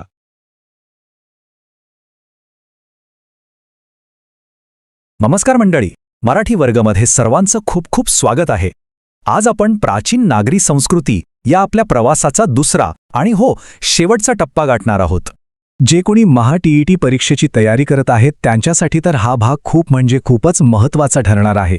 कारण आज आपण हा विषय तर पूर्ण करणारच आहोत, पण सोबतच यावर आधारित काही महत्त्वाच्या प्रश्नांचा सराव सुद्धा करणार आहोत. म्हणजे एकदम परीक्षेची पक्की तयारी. तर आज आपण काय काय बघणार आहोत? आपण प्राचीन समाज व्यवस्था पाहू, मग इतिहासाचं एक मोठं रहस्य उलगडणारा रोझेटा स्टोन बघू, त्यानंतर धातुयुग आणि तांब्याचा वापर, आणि शेवटी आपल्या सगळ्यांसाठी महत्त्वाचा महा-TET परीक्षेचा सराव. चला तर मग सुरू करूया. चला तर मग आपल्या पहिल्या मुद्द्याकडे वळूया. प्राचीन नागरी समाजव्यवस्था म्हणजे ही मोठी मोठी शहरं, या संस्कृती, या सगळ्या उभ्या कशा राहिल्या असतील नाही का? काय होतं यांच्या विकासामागचं मूळ कारण? पाहूया. बघा, या सगळ्या नागरी संस्कृतींच्या विकासामागे एक खूप मोठं कारण होतं, आणि ते म्हणजे व्यापार. ट्रेड. व्यापारात जसजशी वाढ झाली तसतशी समृद्धी आली. वेगवेगळ्या कौशल्याचे लोक एकत्र येऊ लागले आणि त्यातूनच एक स्थिर समाज घडला. आता हे कशावरून कळतं? तर उत्खननात सापडलेल्या या सुंदर मातीच्या भांड्यांवरून. ही फक्त भांडी नाहीत, तर त्या काळातल्या एका प्रगत आणि स्थिर समाजाचीही ओळख आहे. म्हणजे मूळ मुद्दा काय आहे? तर समाज आता जास्त ऑर्गनाइज्ड होत होता. व्यापारातून पैसा तर आलाच, पण त्याचबरोबर लोकांच्या धार्मिक श्रद्धासुद्धा खूप महत्त्वाच्या होत्या, आणि ह्याच श्रद्धेतून भव्य मंदिरं उभी राहिली. हळूहळू ही मंदिरं फक्त पूजेची ठिकाणं राहिली नाहीत, तर ती प्रशासनाचं, सत्तेचं केंद्र बनली. अनेकदा तर मंदिराचा प्रमुख आणि राजा ही दोन्ही पदं एकाच व्यक्तीकडे असायची. पण थांबा, एक प्रश्न मनात येतो नाही का, की हजारो वर्षांपूर्वीच्या या गोष्टी, त्यांची भाषा, त्यांची लिपी, हे सगळं आपल्याला इतकं अचूक कसं काय कळलं? अशी कोणती जादूची कांडी फिरली की हा सगळा इतिहास आपल्यासमोर उलगडला गेला? तर त्या प्रश्नाचं उत्तर आहे रोझेटा स्टोन. फक्त एक दगड, पण हा साधासुद्धा दगड नव्हता. हा होता प्राचीन इजिप्तच्या इतिहासाची किल्ली. या एका शोधामुळे हजारो वर्षांपासूनचं एक मोठं गूढ उलगडलं. आणि हा आहे तोच प्रसिद्ध रोझेटा स्टोन. 1799 साली याचा शोध लागला. आता याची गंमत काय होती माहितीये? या एकाच दगडावर एकच गोष्ट पण 3 वेगवेगळ्या लिपीमध्ये लिहिली होती, आणि हीच गोष्ट संशोधकांसाठी एक मास्टर की ठरली. ही लिपी उलगडण्याची प्रक्रिया एखाद्या डिटेक्टिव्ह कथेसारखीच होती. बघा, ह्या दगडावर 3 लिपी होत्या. एक होती इजिप्शियन हायरोग्लिफिक, दुसरी होती इजिप्शियन डेमोटिक, आणि तिसरी होती प्राचीन ग्रीक. आता यातली ग्रीक लिपी अभ्यासकांना वाचता येत होती. मग त्यांनी काय केलं? ग्रीक मजकुराचा आधार घेऊन बाकीच्या 2 अज्ञात लिपींमधले शब्द आणि अक्षरं जुळवायला सुरुवात केली. आणि ह्या कामात ज्यांनी बाजी मारली ते होते फ्रेंच अभ्यासक जॉन-फ्रान्सॉis शॅम्पोलियन. त्यांचंच हे सगळं श्रेय आहे. बरं, आता लिपी तर समजली, पण माणसाची प्रगती फक्त लिहिण्या वाचण्यापुरती मर्यादित नव्हती. त्याने तंत्रज्ञानातही मोठी झेप घेतली होती. चला तर त्या प्रवासाकडे वळूया. धातुयुग आणि तांब्याचा वापर. तर ताम्रयुग म्हणजे काय? सोपं आहे. ज्या काळात माणसाने पहिल्यांदा तांब्याचा वापर सुरू केला तो काळ म्हणजे ताम्रयुग. हे जवळपास 7000 वर्षांपूर्वी घडलं. आता दगड तांब्यापेक्षा जास्त टणक होता हे खरंय, पण तांब्याचा एक मोठा फायदा होता. त्याला वितळून हवा तो आकार देता येत होता, हवं तसं वाकवता येत होतं, आणि हाच त्याचा सगळ्यात मोठा प्लस पॉइंट होता. हे बघा, इथे सिंधू संस्कृतीतल्या काही तांब्याच्या वस्तू दिसतायत. लोटा आहे, आरसा आहे, थाळी आहे. पण एक अडचण होती. तांबं तसं थोडं मऊ असतं. मग त्याला आणखी मजबूत कसं करायचं? तर त्यावरही माणसाने उपाय शोधला. त्याने तांब्यामध्ये कथिल म्हणजे टिन मिसळायला सुरुवात केली, आणि या तांबे आणि कथिलच्या मिश्रणातून जो नवीन मजबूत धातू तयार झाला त्यालाच आपण कांस्य किंवा ब्रॉन्झ म्हणतो. एक छोटीशी पण खूप महत्त्वाची गोष्ट, महा-TET पेपर 1च्या पर्यावरण अभ्यासाच्या संपूर्ण तयारीसाठी आपण एक खास प्लेलिस्ट बनवली आहे. त्याची लिंक खाली डिस्क्रिप्शनमध्ये दिलेली आहे, तर ती नक्की बघा. खूप फायदा होईल. चला तर मग आता वेळ आली आहे ज्ञानाची कसोटी घेण्याची. आपण जे काही शिकलो ते परीक्षेत कसं कामी येईल हे पाहूया. आता मी काही प्रश्न विचारणार आहे, त्याची उत्तरं पटापट कमेंट बॉक्समध्ये लिहिण्याचा प्रयत्न करा. बघूया कोणाची उत्तरं बरोबर येतात. पहिला प्रश्न आहे, रोझेटा स्टोनवर खालीलपैकी कोणती लिपी आढळली नाही? आणि पर्याय आहेत A. Greek, B. Egyptian hieroglyphic, C. Latin आणि डी. Egyptian demotic. काय वाटतं? लिहा आपलं उत्तर कमेंटमध्ये. आणि याचं बरोबर उत्तर आहे पर्याय सी, लॅटिन. अगदी बरोबर. आपण पाहिलंच होतं की रोझेटा स्टोनवर ग्रीक, हायरोग्लिफिक आणि डेमोटिक ह्या 3 लिप्या होत्या. लॅटिनचा त्यात काही संबंध नव्हता. पुढचा प्रश्न, तांबे आणि कथिल यांच्या मिश्रणातून तयार होणाऱ्या मिश्रधातूला काय म्हणतात? पर्याय आहेत ए. लोह, बी. कांस्य, सी. पितळ की डी. सोने. सोपा आहे हा प्रश्न. याचं उत्तर आहे बी. कांस्य. आठवतंय ना, तांब्याला जास्त मजबूत करण्यासाठी त्यात कथिल मिसळलं जायचं आणि त्यातूनच कांस्य म्हणजेच ब्रॉन्झ तयार व्हायचं. तिसरा प्रश्न, प्राचीन नागरी संस्कृतीचा उदयाचा प्रमुख कारण काय होतं? पर्यायांकडे नीट लक्ष द्या. युद्धांमध्ये विजय, हवामानातील बदल, व्यापारातील भरभराट की लिपीचा शोध? अगदी बरोबर. उत्तर आहे सी. व्यापारातील भरभराट. आपण या भागाच्या एकदम सुरुवातीलाच यावर बोललो होतो की व्यापारात झालेल्या वाढीमुळेच नागरी संस्कृतीला खरी चालना मिळाली. प्रश्न क्रमांक 4, ताम्रयुग म्हणजे काय? हा तर खूपच सोपा पण तितकाच महत्वाचा प्रश्न आहे. पर्याय तुमच्या समोर आहेत. याचं उत्तर आहे पर्याय बी. सोपी व्याख्या आहे, ज्या काळात माणसाने पहिल्यांदा तांब्याच्या वस्तू बनवायला सुरुवात केली तो काळ म्हणजे ताम्रयुग. आणि आता शेवटचा सराव प्रश्न, कोणत्या शिलालेखाच्या वाचनामुळे इजिप्शियन संस्कृतीबद्दलची माहिती समजण्यास मदत झाली? सारनाथ स्तंभ, जुनागड शिलालेख, रोझेटा शिलालेख की हस्तिगुंफा शिलालेख? आणि याचं उत्तर आहे अर्थातच पर्याय सी, रोझेटा शिलालेख. या एकाच शोधामुळे इजिप्शियन संस्कृतीचं एक अख्खं दालन आपल्यासाठी उघडं झालं. वाह, खूप छान सराव झाला. चला तर मग आज आपण काय काय शिकलो त्यावर एकदा पटकन नजर टाकूया. तर आज आपण पाहिलं की व्यापारातल्या समृद्धीमुळे मोठी शहरं कशी उभी राहिली, रोझेटा स्टोन इतिहासाची किल्ली कसा ठरला हे आपण समजून घेतलं, आणि तांब्याच्या वापराने मानवी प्रगतीत ताम्रयुग नावाचे एक नवीन पर्व कसं सुरू झालं हेही पाहिलं. हे सगळे मुद्दे परीक्षेसाठी खूप महत्त्वाचे आहेत. आणि हो, सगळ्यात महत्त्वाचं, विसरू नका, तुमच्या सरावासाठी या भागाच्या PDF नोट्स आणि एक खास क्विज या दोन्हींची लिंक खाली डिस्क्रिप्शनमध्ये आहे. ती नक्की डाउनलोड करा. मला आशा आहे की हा भाग सर्वांना नक्कीच आवडला असेल आणि तुमच्या परीक्षेच्या तयारीसाठी खूप उपयोगी ठरेल. जर आवडला असेल तर या प्रयत्नांना एक लाईक नक्की करा, आपल्या मित्रमैत्रिणींसोबत शेअर करा आणि हो, मराठी वर्ग चॅनलला सबस्क्राईब करायला अजिबात विसरू नका. सर्वांना परीक्षेसाठी खूप खूप शुभेच्छा. आता जाता जाता एक विचार, रोझेटा स्टोनसारखी आणखी किती रहस्य इतिहासाच्या पानांमध्ये आपल्या शोधाची वाट बघत असतील नाही का? विचार करा. भेटूया पुढच्या भागात.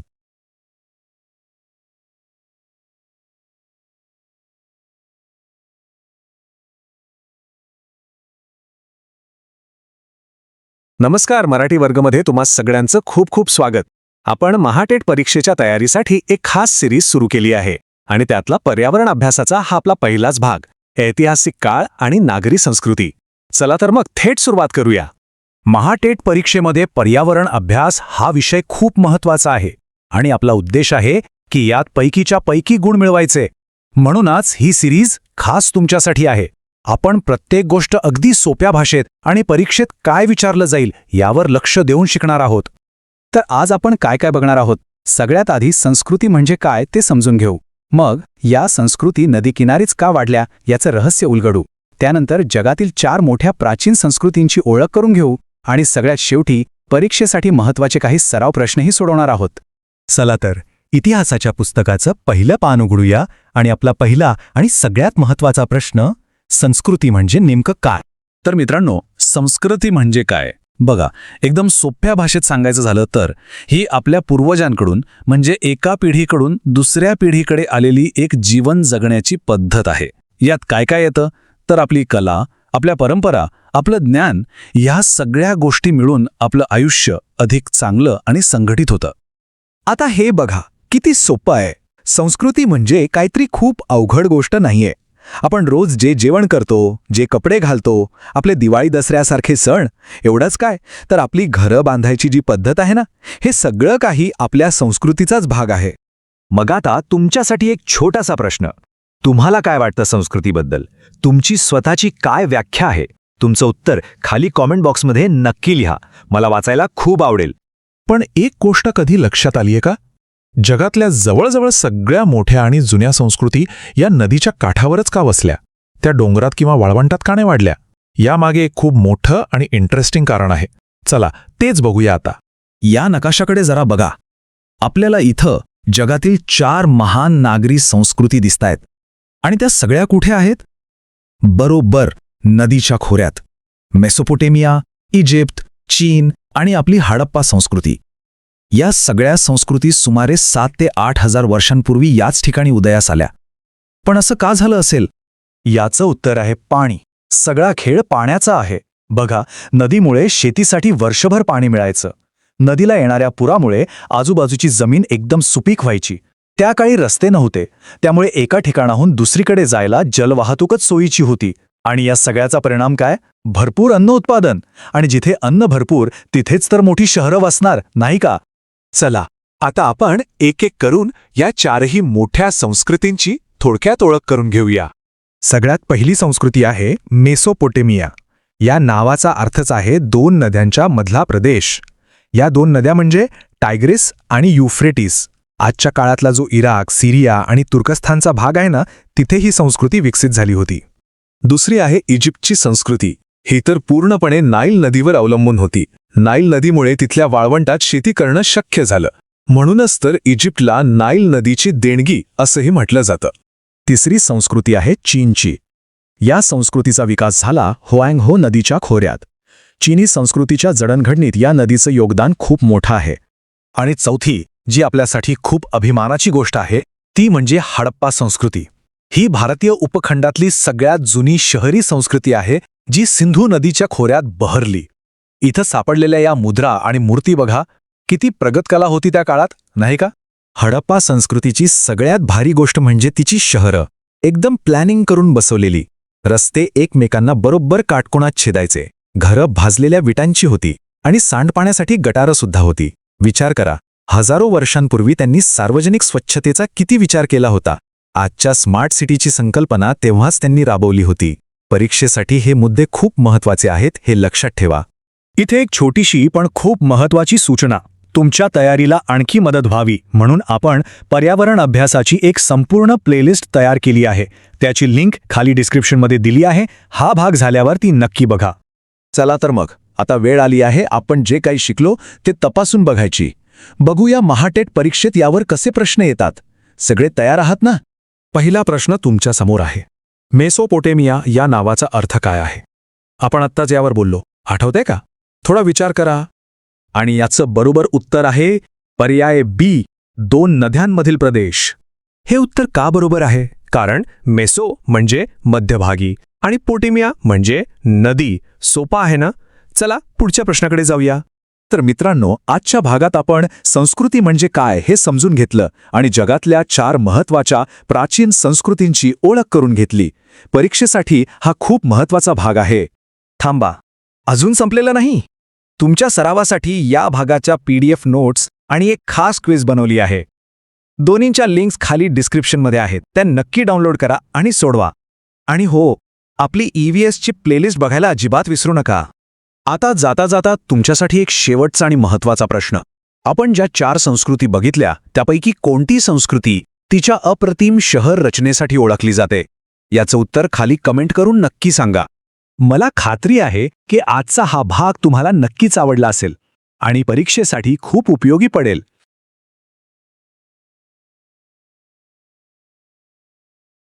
नमस्कार मित्रांनो, आपण कधी विचार केलाय का की हजारो वर्षांपूर्वीचे लोक आपलं रोजचं काम सोडून वेळ घालवण्यासाठी काय करत असतील? म्हणजे त्यांचे खेळ कोणते असतील, ते कोणतं संगीत ऐकत असतील, किंवा त्यांची विचार करण्याची पद्धत कशी असेल? चला, आज आपण त्यांच्या याच इंटरेस्टिंग जगात एक डोकावून बघूया.